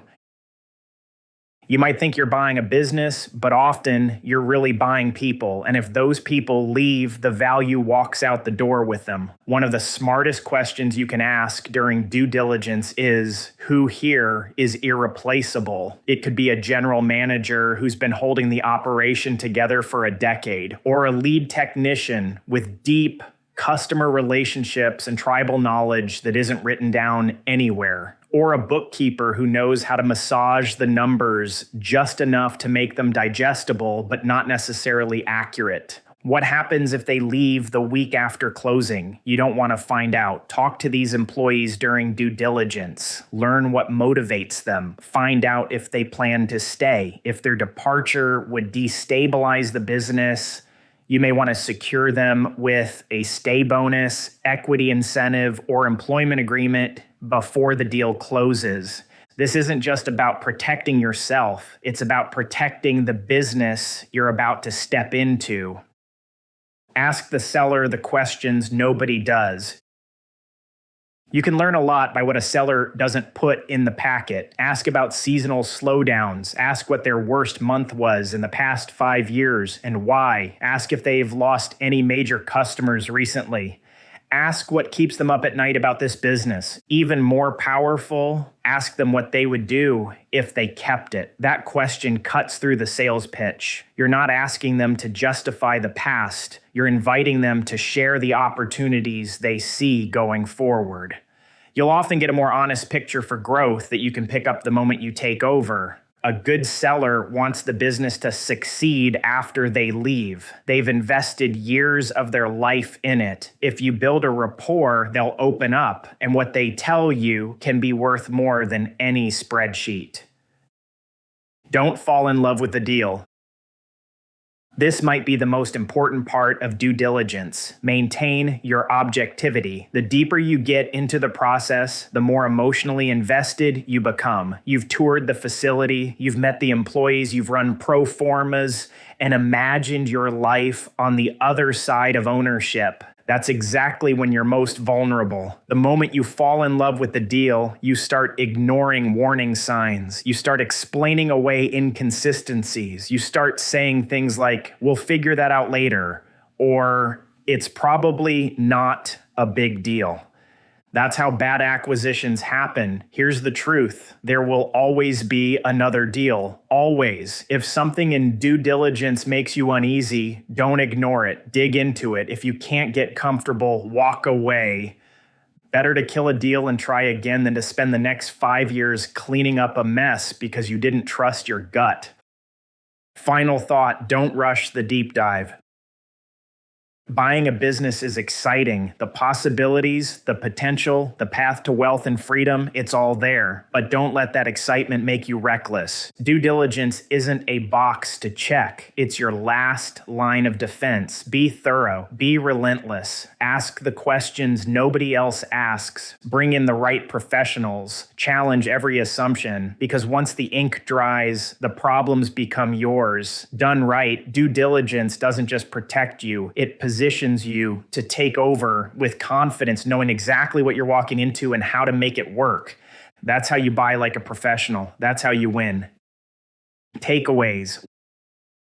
1, due diligence protects you. Don't rush it. 2, verify all numbers, assuming nothing is accurate until confirmed. 3, red flags are manageable only if you catch them early. 4, hire experts. This is not the time to go cheap or solo. 5, review leases, vendor terms, and liabilities closely. 6, watch for customer and employee dependency. 7, ask deeper questions, especially about risks and growth. 8, stay emotionally detached. 9, walk away if needed. There's always another deal. Chapter 13, winning over the seller. You can have everything in life you want if you just help other people get what they want. Zig Ziglar. It's easy to think that the most critical part of buying a business is the money, the valuation, the financing, the final price on the dotted line. But ask anyone who successfully acquired a small business, and they'll tell you, the real deal starts with the relationship. Too many first-time buyers walk into negotiations like they're buying a used car. They criticize the margins, highlight every inefficiency, and start talking about what they'll change the minute the ink dries. What they don't realize is that this isn't a transaction, it's a transition. And for the seller, it's personal. Most small business owners didn't inherit their companies or build them with the intent of flipping them like a real estate investor. They poured decades into these operations. Their kids may have swept the floors in high school. They have been to the weddings and baby showers of their employees and have watched their children grow up. The logo on the trucks isn't just a brand, it's part of their identity. You need to understand that before you get anywhere near a signature. Step 1, know the emotional landscape. A mistake I see over and over is buyers assuming the seller is simply trying to cash out and ride off into retirement. That's often true on the surface, but under that, there's a complex mix of fear, doubt, and pride. When a seller agrees to hand off their business, they're not just thinking about the money, they're thinking about what happens next. What happens to their team? What happens to their reputation? What happens if the company they built crumbles under someone else's leadership? I've sat across from sellers who could barely make eye contact during the closing conversation, not because they were hiding something, but because they were grieving. One guy told me, "I've been waking up at 5 a.m. to unlock this shop for 28 years. I don't even know what I'll do with myself next week." You can't walk into that dynamic like a cold negotiator. You need to meet the human being on the other side of the table. If they don't trust you, the numbers won't matter. Build the relationship before you talk price. When I'm looking at a new deal, the first few meetings with the seller have nothing to do with valuation. I'm not pulling out spreadsheets or analyzing margins. I'm just talking. Who are they? How did they start the business? What are they proud of? What challenges have they overcome? Take the seller and his spouse out to dinner and talk about family and vacations and hobbies. I want to know the person behind the P&L. Not long ago, I was evaluating a specialty contractor that had been in the same family for 3 generations. The current owner took over from his father, who took over from his grandfather. They'd never had outside investors, never take on debt. Everything they owned was paid off, and their reputation in the region was rock solid. I could tell the seller was skeptical of me the moment we met. He had been burned by a potential buyer a year earlier, someone who walked in, insulted his staff, pointed out everything he thought was inefficient, and then tried to lowball the deal by 40%. That deal died before it even got to an LOI. I did the opposite. We talked about hunting, Texas football, and the ridiculous cost of college tuition. We swapped stories about bad employees and unexpected wins. I didn't press him on the business. I let him open up in his own time. And when he did, the conversation shifted. We weren't just discussing a transaction. We were building trust. Weeks later, when we finally did talk numbers, he said, "I feel better selling to you than I do trying to pass this to my kids." You don't get that kind of buy-in by leading with a term sheet. Understand the seller's motivation and speak to it.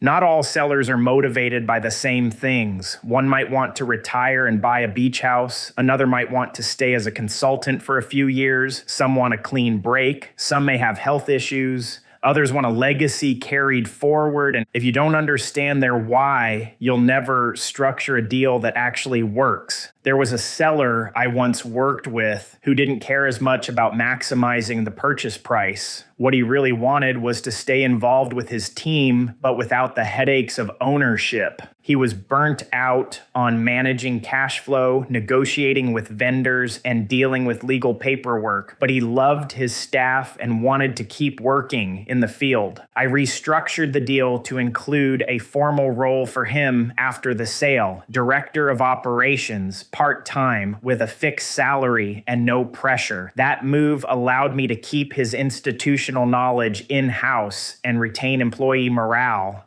while he got to keep doing the work he enjoyed without the stress. We both won. Don't assume every seller is looking for the same exit. Ask, listen, then build the structure around what they actually want. Play the long game on trust.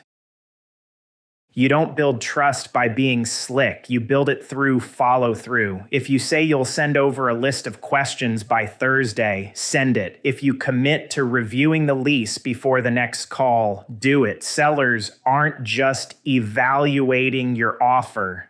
They're evaluating your consistency. If you're sloppy or inconsistent during negotiations, they'll assume you'll run the business the same way. One seller told me directly, I had another guy offer more than you, but I knew within 5 minutes he wasn't serious. You did everything you said you would, and that tells me more than his offer ever could. Follow through beats, Flash, every time. Know when to shut up.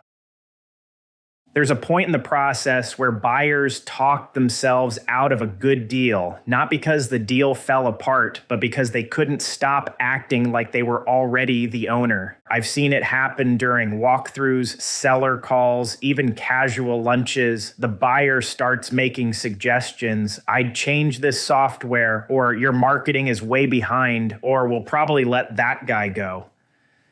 It's a massive mistake. Even if you're right, keep it to yourself. This isn't the time to show off your strategy. It's time to listen, to understand, to gain access to the inner workings of the business without triggering the seller's defenses. Once you own it, change what you want. But until then, act like a guest in someone else's house. The earnout advantage.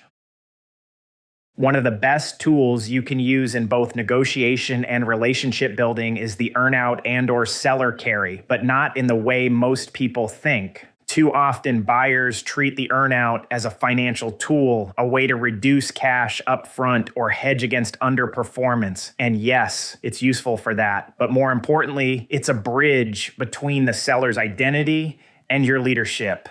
When done right, an earnout gives the seller a continued stake in the business's success without requiring them to stay in charge. It shows respect for what they've built and allows them to walk away with peace of mind, knowing that if the business does well, they'll benefit. Here's how I've structured it in the past. I'll agree to a baseline price, say $800,000, with an additional $200,000 paid out over 2 years if revenue hits certain targets. This allows the seller to earn the full $1 million they hoped for, but only if the business performs. It also incentivizes them to support the transition even after the check clears. It also defers tax liability on the other $200,000 to a time when the seller's tax rate is less. In one case, I structured an earnout with a seller who was deeply connected to a few long-standing clients. He agreed to help maintain those relationships for 24 months post-sale. He wasn't on payroll, but I paid him a car allowance. But he had a reason to answer the phone when I called. And when one of those clients had cold feet after the transition, it was the seller's quiet reassurance that he kept the account. The key is to frame the earnout as a benefit to the seller, not just a hedge for you. Most sellers aren't thinking in terms of spreadsheets and pro formas. They're thinking about whether their legacy is in good hands. Earning out helps make that real. The power of shared identity. This may sound like soft psychology, but it's one of the most underrated moves you can make in a deal. Find a point of personal connection. It could be geographic. You both grew up in the same state. It could be professional. You come from a similar industry. It could be family. You've both got 3 kids. It could be lifestyle. You both fish or hunt or love the same barbecue joint. Whatever it is, don't force it. Just find it. And when you do, lean into it a little. I once bought a business from a guy who had been a former Marine. I didn't serve, but a good friend of mine did. I told him about that early on. We talked about leadership, resilience, and what it means to take care of your team. That conversation stuck with him. Later, during a tough round of negotiations over seller financing terms, he told me, "You're not trying to screw me. I can tell. Let's work something out." That moment of trust didn't come from a contract clause. It came from shared values. Don't be a shark, be a steward. If you walk into a deal looking like a private equity guy trying to squeeze every last dollar of efficiency out of the business, you're going to lose the seller before you ever reach the finish line. I also suggest to wear casual clothing in all meetings as well. Small business sellers aren't handing off spreadsheets. They're handing off responsibility. They want to know that you're going to take care of what they built. That doesn't mean you can't change things. It means you need to act like a steward, not a scalper. Use phrases like, "My goal is to protect what's already working. You've clearly built something special here. I want to preserve that foundation. I'm not here to blow things up. I'm here to learn." That language matters. It signals respect, humility, and competence. 3 things most sellers are looking for in the person who takes over their life's work. What happens after the deal matters too. The relationship with the seller doesn't end on closing day. In fact, some of the most useful insights and support come in the months that follow. One of the best things I ever did was schedule a monthly check-in call with a seller for the first 6 months after the acquisition. No agenda, no demands, just a chance to talk shop, get feedback, and keep the relationship alive. That small gesture paid off hugely. 3 months in, I was considering switching vendors for a key supply item. On paper, it looked like a better deal, but the seller knew the market better than I did and said, "If you switch to them, you'll get your first shipment late and your third shipment wrong." He was right. If I hadn't kept that line of communication open, I would have walked straight into an operational headache. The takeaway: don't burn the bridge once the paperwork's signed. Keep the seller close, especially in the early stages. The deal isn't over until it's funded. One last point that's worth repeating. A signed LOI doesn't mean you own the business. A verbal agreement doesn't mean the seller won't change their mind. Until the funds hit their account, the deal isn't done. That means everything you do, every conversation, every email, every delay or promise still matters. You want to move with urgency, follow through on what you say, and avoid any unnecessary friction. I've seen deals fall apart in the 11th hour because the buyer got cocky, sloppy, or slow. The seller got nervous or offended or simply decided they didn't want to move forward anymore. It's not paranoia, it's reality. Keep showing up like the deal is still at risk, because until it's closed, it is. Final thought: buy the relationship first. You can't strong-arm your way into a successful acquisition. You have to earn it. The best deals don't happen because someone out-negotiated the seller. They happen because the buyer and seller found alignment on vision, on values, and on what happens next. That alignment doesn't come from pushing harder. It comes from being patient, being intentional, and remembering that behind every business is a human being who wants to be understood, respected, and heard. If you get that part right, the numbers usually fall into place. If you get it wrong, no valuation will save you. Takeaways. 1. Trust is the foundation of every good deal. Build it early. 2. Understand the seller's emotions before you negotiate numbers. 3. Structure the deal around the seller's goals, not just your own. 4. Earnouts and seller carry can align interests and keep sellers engaged post-sale. 5. Following through on every commitment, consistency builds confidence. 6. Avoid criticizing the business during discussions. Listen more than you speak. 7. Look for shared values or personal connections to strengthen rapport. 8. Position yourself as a steward of the business, not a disruptor. 9. Keep the relationship alive after closing. The seller's insights are still valuable. 10. Until the funds clear, the deal isn't done. Stay sharp and respectful. Chapter 14, The Crucial First 90 Days. Leadership is not about being in charge. It is about taking care of those in your charge. Simon Sinek. The first 90 days after acquiring a business are where everything becomes real. The theory, the projections, the interviews, the negotiations, none of that matters now. You're the owner. The employees are looking to you. The systems are yours to manage. The customers don't care that you just got here. They're expecting results. This period sets the tone for everything that follows. Get it right, and you earn trust, establish stability, and position yourself to grow. Get it wrong, and you could spend the next year trying to recover from self-inflicted wounds. What most new owners don't understand is that the real challenge isn't taking control. It's learning to step back, observe, and build credibility before making your move. Stop trying to prove you're smart.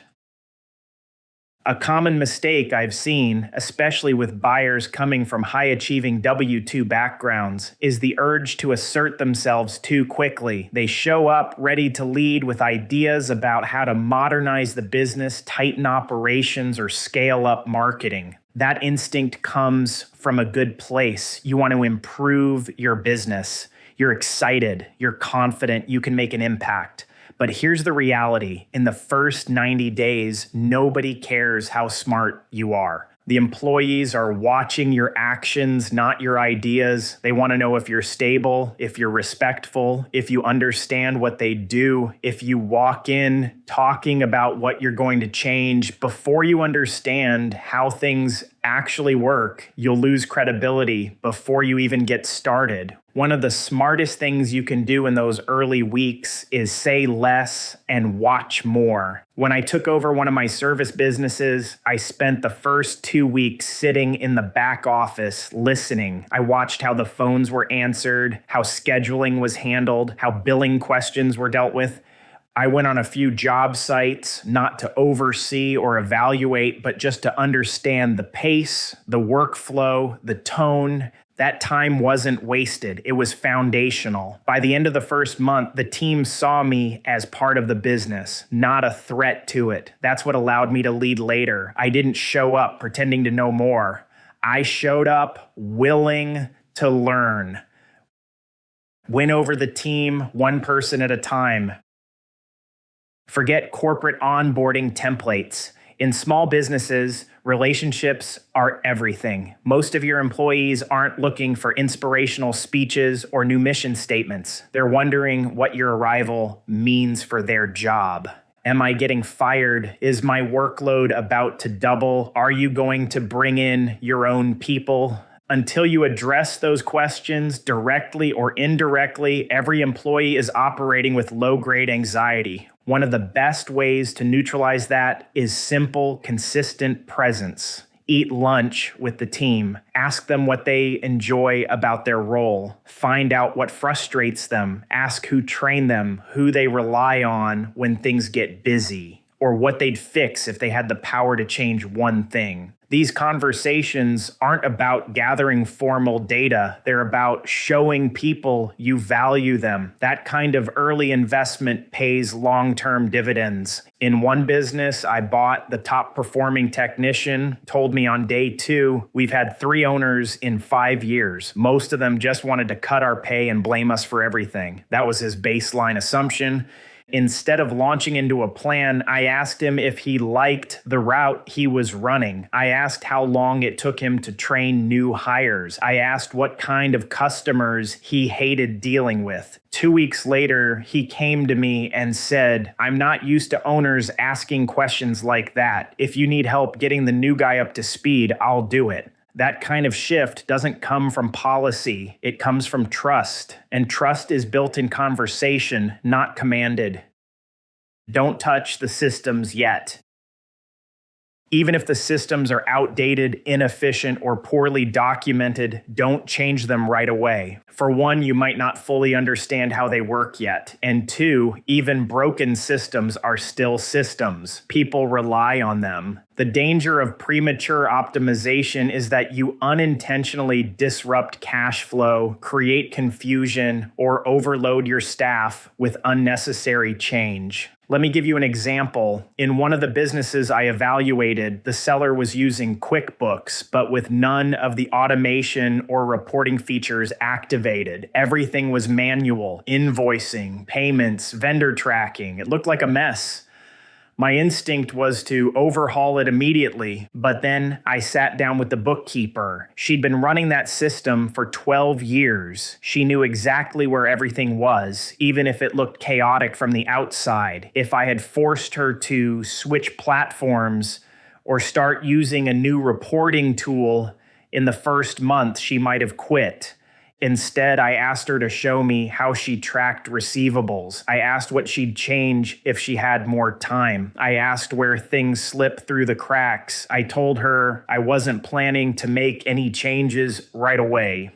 3 months later, she came to me and said, "I've been thinking about that new system you mentioned. Want me to do some research?" Now she owned the change. She wasn't resisting it. She was helping build it. That's the difference between leading and disrupting. Identify the real decision makers. They're not always who you think. In every business, there's formal authority and informal power. The title on the org chart doesn't always reflect who actually keeps the place running. Sometimes it's the manager, sometimes it's the receptionist, sometimes it's the technician who's been there longer than anyone and knows the customer base better than you ever will. In the first 90 days, your job is to figure out who those people are. Ask around. Who do people go to when they're stuck? Who gets pulled into every decision, even if it's not technically their role? Who do the customers ask by name? In one business I bought, there was a senior driver who didn't have a formal leadership role, but everybody called him the mayor. He was the one who trained new hires, settled disputes, and spoke up when a new process didn't make sense. He wasn't on my radar at first, but when I realized how much influence he had, I started pulling him into more conversations. Not because I needed him to manage, but because I needed him to believe in what we were building. He became one of my most important allies during the transition. If you ignore those informal leaders, you'll end up alienating the very people who can help stabilize the company. If you bring them in early, they'll smooth the path for everything else you want to implement. Keep customers calm and confident. Customers may not know who you are, but they will feel your presence or your absence.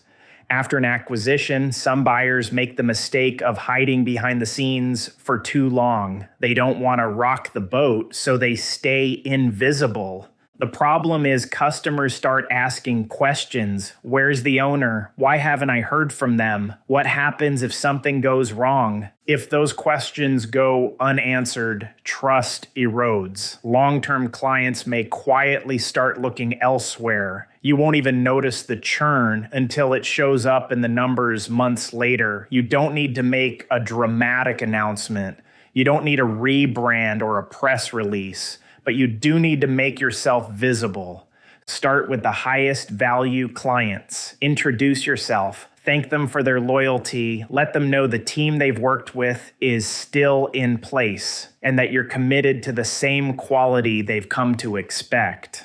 In one of my companies, we sent out a handwritten note to every client who'd spent more than $10,000 in the previous year. It was short, simple, and personal. It ended with, "If there's ever anything you need, or if something doesn't feel right, here's my cell number. Call me anytime." I got maybe a dozen calls. Most of them just said, "Thanks." That meant a lot. That little gesture bought months of goodwill and helped us secure renewals that might have been at risk otherwise. Find the quick wins without forcing big changes. The temptation to overhaul everything is real, but in the first 90 days, sweeping changes are usually the wrong move. That doesn't mean you shouldn't improve anything. It just means you need to choose your spots wisely. Look for what I call quick wins with low emotional disruption. These are improvements that save time or money, make daily work easier, don't threaten anyone's role or identity. For example, in one business, we switched from printed time cards to a basic digital clock-in app. No roles changed, no one lost control, but it saved the admin 2 hours a week and eliminated payroll errors. Another business had no online scheduling tool. Customers had to call in to book. I introduced a simple form on the website that fed into our CRM. No one's job changed, but our volume of missed calls dropped by 40%. These aren't home runs, but they show your team that you're engaged, competent, and committed to making things better without bulldozing what works. That earns permission for bigger moves down the road. Protect your cash flow, even if it's stable.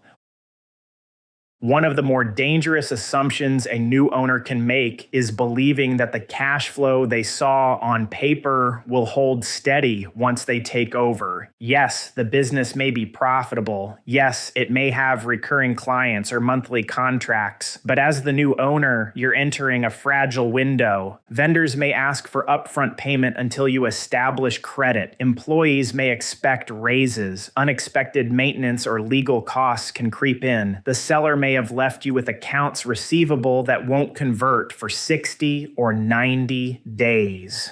This is why you don't touch your emergency reserves in the first quarter. Don't make any large purchases. Don't overpay yourself. Don't assume that everything is going to keep running smoothly without disruption. One of the first businesses I bought looked cash positive from day one, but by week 3, we had a client delay with a $45,000 payment. One of our trucks broke down, and I had to front payroll for a technician training program the seller had promised but never budgeted. If I hadn't left a cushion, that first month would have taken me under. Staying frugal doesn't mean playing scared. It means keeping your options open while you learn what's really going on under the hood. Understanding real culture before you try to lead it. It's easy to assume that because you now own the business, the culture will shift to reflect your values. It won't. At least not right away. Culture isn't dictated, it's absorbed. And in the first 90 days, your job isn't to rewrite it, it's to understand it. Pay attention to how problems get solved, how people talk to each other, who gets credit when things go well, who avoids blame when they don't, how performance is measured or ignored. One shop I took over had a toxic undercurrent I didn't see coming. Everyone was polite on the surface, but as soon as I started digging into missed deadlines and underbilled accounts, the finger pointing started. The previous owner had cultivated a culture of silence. No one wanted to rock the boat. Everyone just pushed issues downstream. If I had come in swinging new policies and stricter oversight, it would have triggered mutiny. Instead, I spent a month building one-on-one relationships. I didn't implement anything major. I just started asking the same question in every meeting. What would a great version of this company look like? That opened up conversations. It exposed who was on board and who wasn't. And it gave me the buy-in I needed to start shifting things without sparking rebellion. Culture change is a long game. The first step is understanding the current one better than anyone else. Start building a playbook for the future. While your first 90 days are focused on observation, relationships, and stabilization, you should also begin documenting what you're learning, not just to stay organized, but to prepare for what comes next. Start building your owner's playbook. Capture things like what you've learned about each key employee, strengths and gaps in the business, recurring customer issues or complaints, areas where systems break down, ideas that came up but aren't urgent. You're not executing these ideas yet. You're archiving them. This gives you a clear snapshot of the business's starting point and a reference to draw from once you're ready to start improving things more aggressively.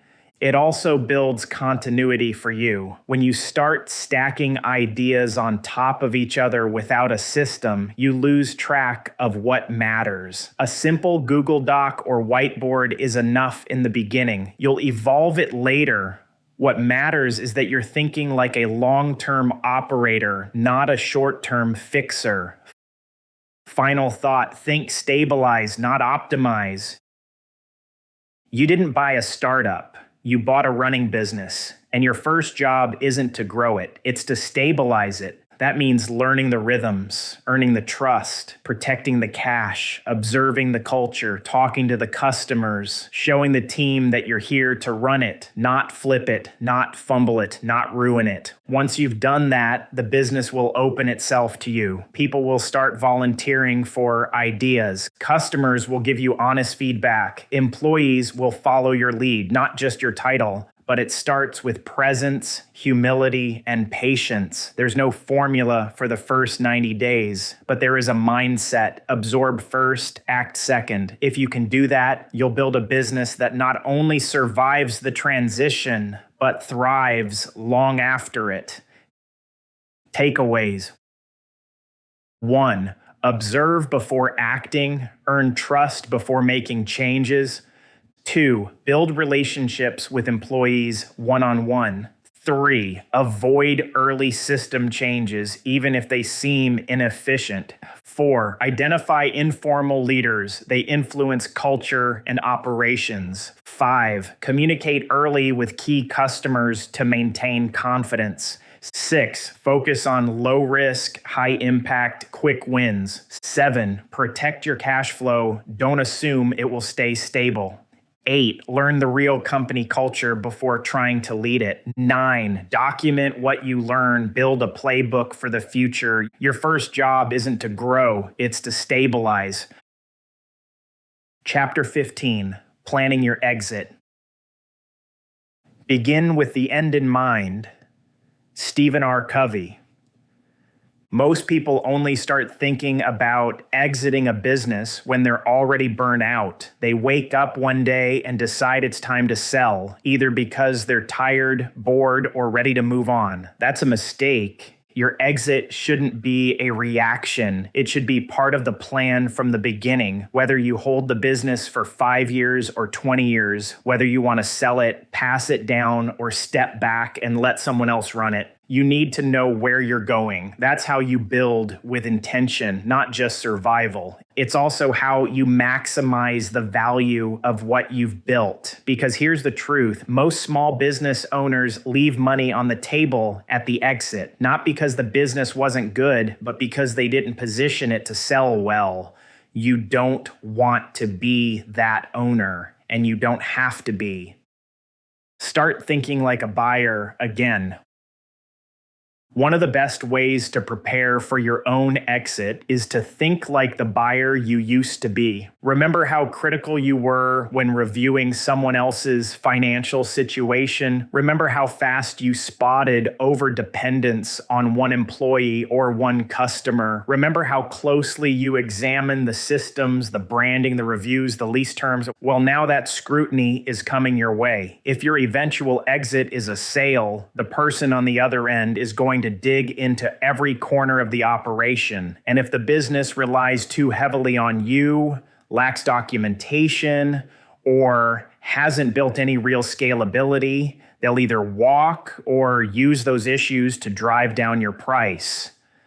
One of the most overlooked skills in business ownership is being able to build from day one as if you're going to sell it, even if you're not sure you will. It's not about pretending you're flipping houses. It's about creating optionality. Design for optionality, not obligation.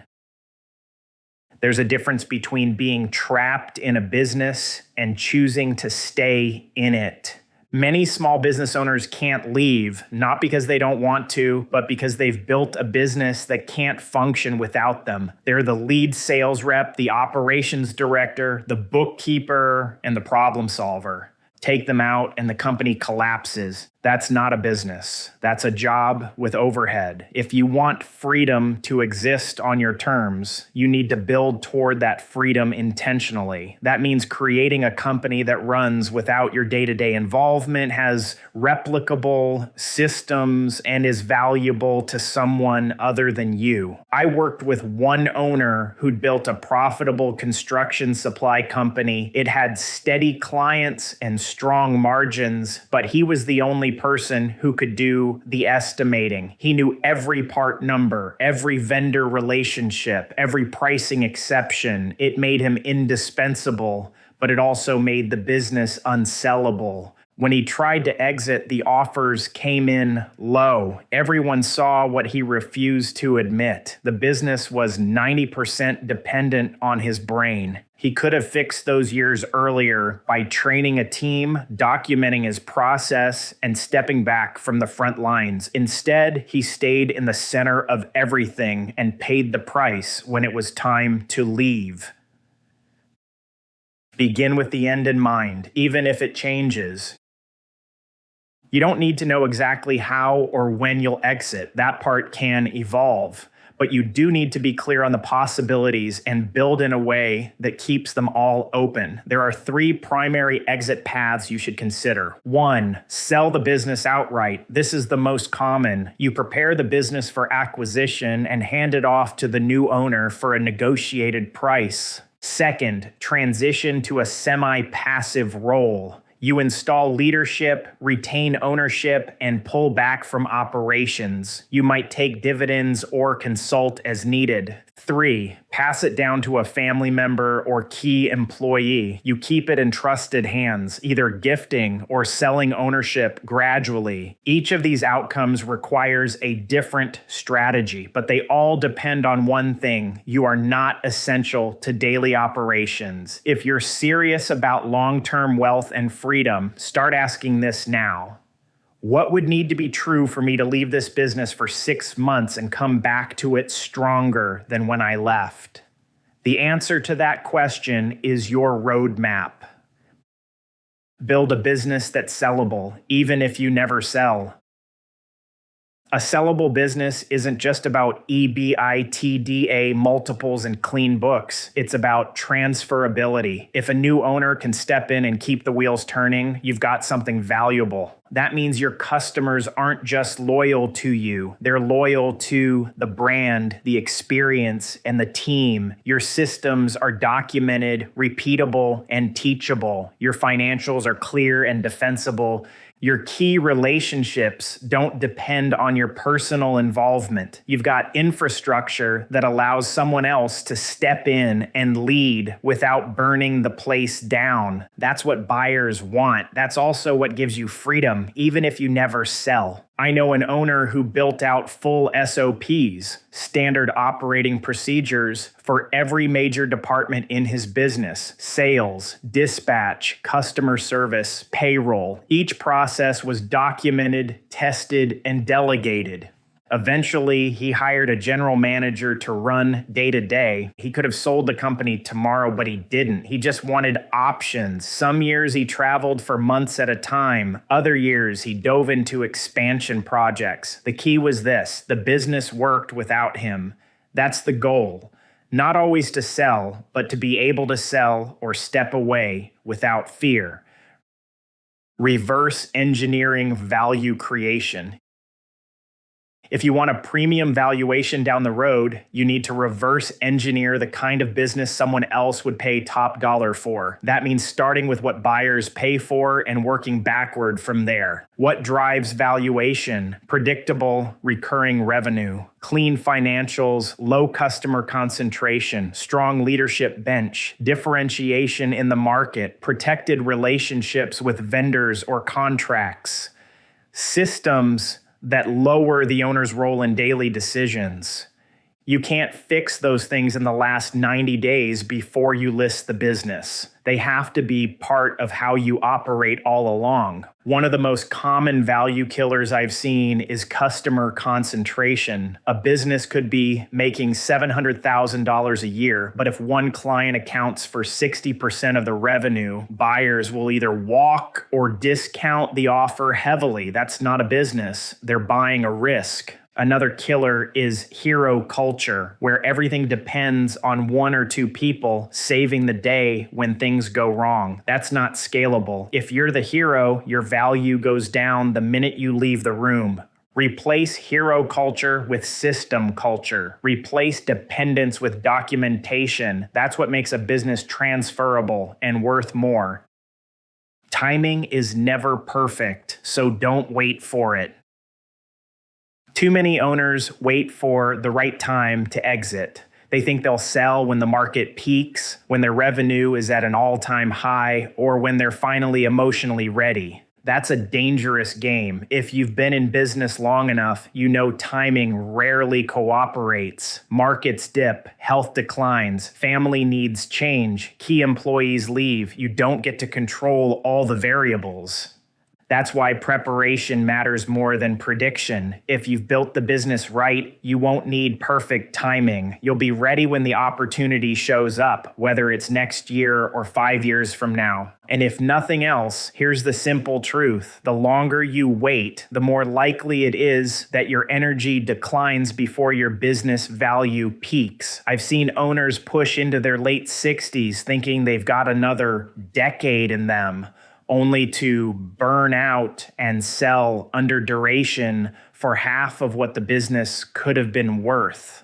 Don't fall into that trap. Know when you've built something strong and be willing to act while the upside is still yours to claim. Who will take the baton?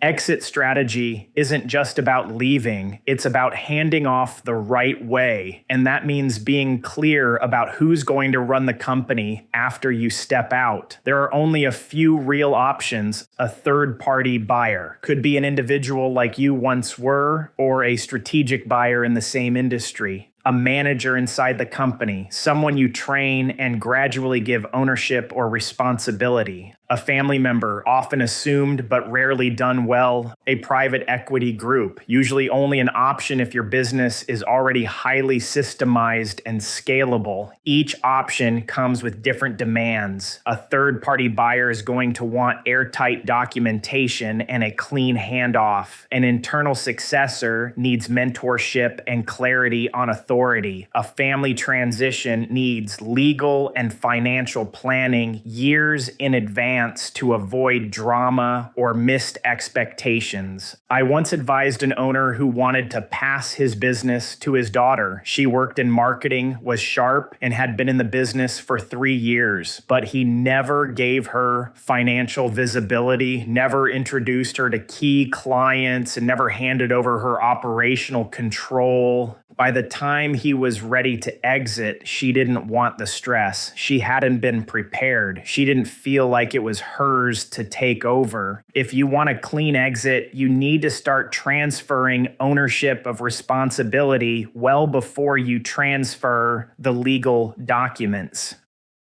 Avoiding the half-in, half-out trap. Some owners try to step away without fully letting go. They sell 80% of the business but want to stay involved. Or they install a manager but keep second-guessing every decision. They show up to meetings, linger in the office, and wonder why morale tanks. Let me be clear, this doesn't work. There's a difference between staying available and refusing to let go. If you plan to step out, step all the way out, or create clearly defined guardrails for how you stay involved. If you've structured an earn-out or advisory post-sale role, that's fine, but respect the boundaries. If you've handed off to a general manager, empower them fully. Don't say you're retired and then keep calling the office every morning. I've seen more post-exit tension come from confused roles than bad financial terms. Clarity creates trust. Trust allows for clean transitions, and a clean transition protects both your legacy and your payday. What legacy are you really leaving? Eventually, the money fades, the equity checks clear, the paperwork is filed, you're out. What's left? For most entrepreneurs, there's a surprising emotional vacuum after the exit. You've spent years building something, fighting for it, solving problems, hiring, firing, growing, and then suddenly you're not needed anymore. That's not always a bad thing, but it hits harder than most people expect. So the question becomes, what are you building this business to do for your life beyond the money? Is it about providing for your family, funding your freedom, creating jobs, giving back to your community, supporting a cause? If you don't get clear on that now, the exit won't feel like a win. It'll feel like a loss. When I sold one of my companies, the best moment wasn't the wire transfer. It was walking into the shop 6 months later and seeing the same team thriving, new systems in place, and a young GM I'd hired running the operation like he owned it. That's a legacy. That's what lasts. Final thought, build to leave, not to escape. The worst time to plan your exit is when you're desperate to get out. The best time is long before you need to. Start thinking now about how you want to leave and what it will take to make that happen. Make yourself optional in business. Create systems that don't require your name on every decision. Train your people, clean your books, and document your process. Not because you're trying to run away, but because you're building something that lasts beyond you. Whether you exit in 5 years or 15, you'll do it with clarity, confidence, and control. That's how you turn ownership into freedom. Takeaways. 1. Plan your exit from day one. Don't wait until you burn out. 2. Build a business that can operate without you. 3, you need 2 to 3 years to plan properly and get the house in order before it is ready to market. 4, understand what your tax burden will be and plan how best to minimize it. 5, think like a buyer, reduce risk, improve systems, document everything. 6, design for optionality, create freedom to sell, step back, or scale. 7, avoid customer and key person dependencies that kill valuation. 8, timing is never perfect. Being prepared matters more. 9, train your successor early, whether internal or external. 10, exit cleanly. Don't hover or undermine new leadership. 11, clarify your post-exit purpose. Money alone won't satisfy. 12, exiting well starts with how you build today. Conclusion. If you've made it this far, you're closer than you think, closer to leaving your W-2 job, closer to owning your first business, closer to having real control over your time, your money, and your future. You don't need a genius-level IQ. You don't need to be born into wealth. And you sure as hell don't need to wait for the perfect business because it doesn't exist. What you need is what most people lack: clarity, courage, and a willingness to act. This book gave you the roadmap. You've seen how I did it, what I've learned, and what I do differently. Now it's your move. Start looking at deals. Start building your network. Start having conversations that move you forward. Don't overthink it. Don't wait for certainty. The only way you'll ever feel confident is by getting into the game. And if you want help doing that, I've built a few ways to keep you moving. Join the community. Surround yourself with people who are on the same path. You'll learn faster, stay motivated, and get the inside track on real-world deals. Work with me directly. If you want one-on-one help structuring deals, reviewing financials, or closing your first business, joining a community of like-minded individuals, or joining a training cohort, I'm here. Reach out to me on my website, bizbypro.com, or shoot me an email at paul@bizbypro.com. But no matter what, don't let this just be another book on your shelf. Make it a turning point, because the clock's ticking, and the longer you wait, the more expensive waiting becomes. You don't need more time, you need more action. The future you want is already out there. Go buy it. This was the exit plan, the no BS guide to escaping your 9 to 5 by buying a profitable business, written by Paul Lajoie. Read to you by Paul Lajoie.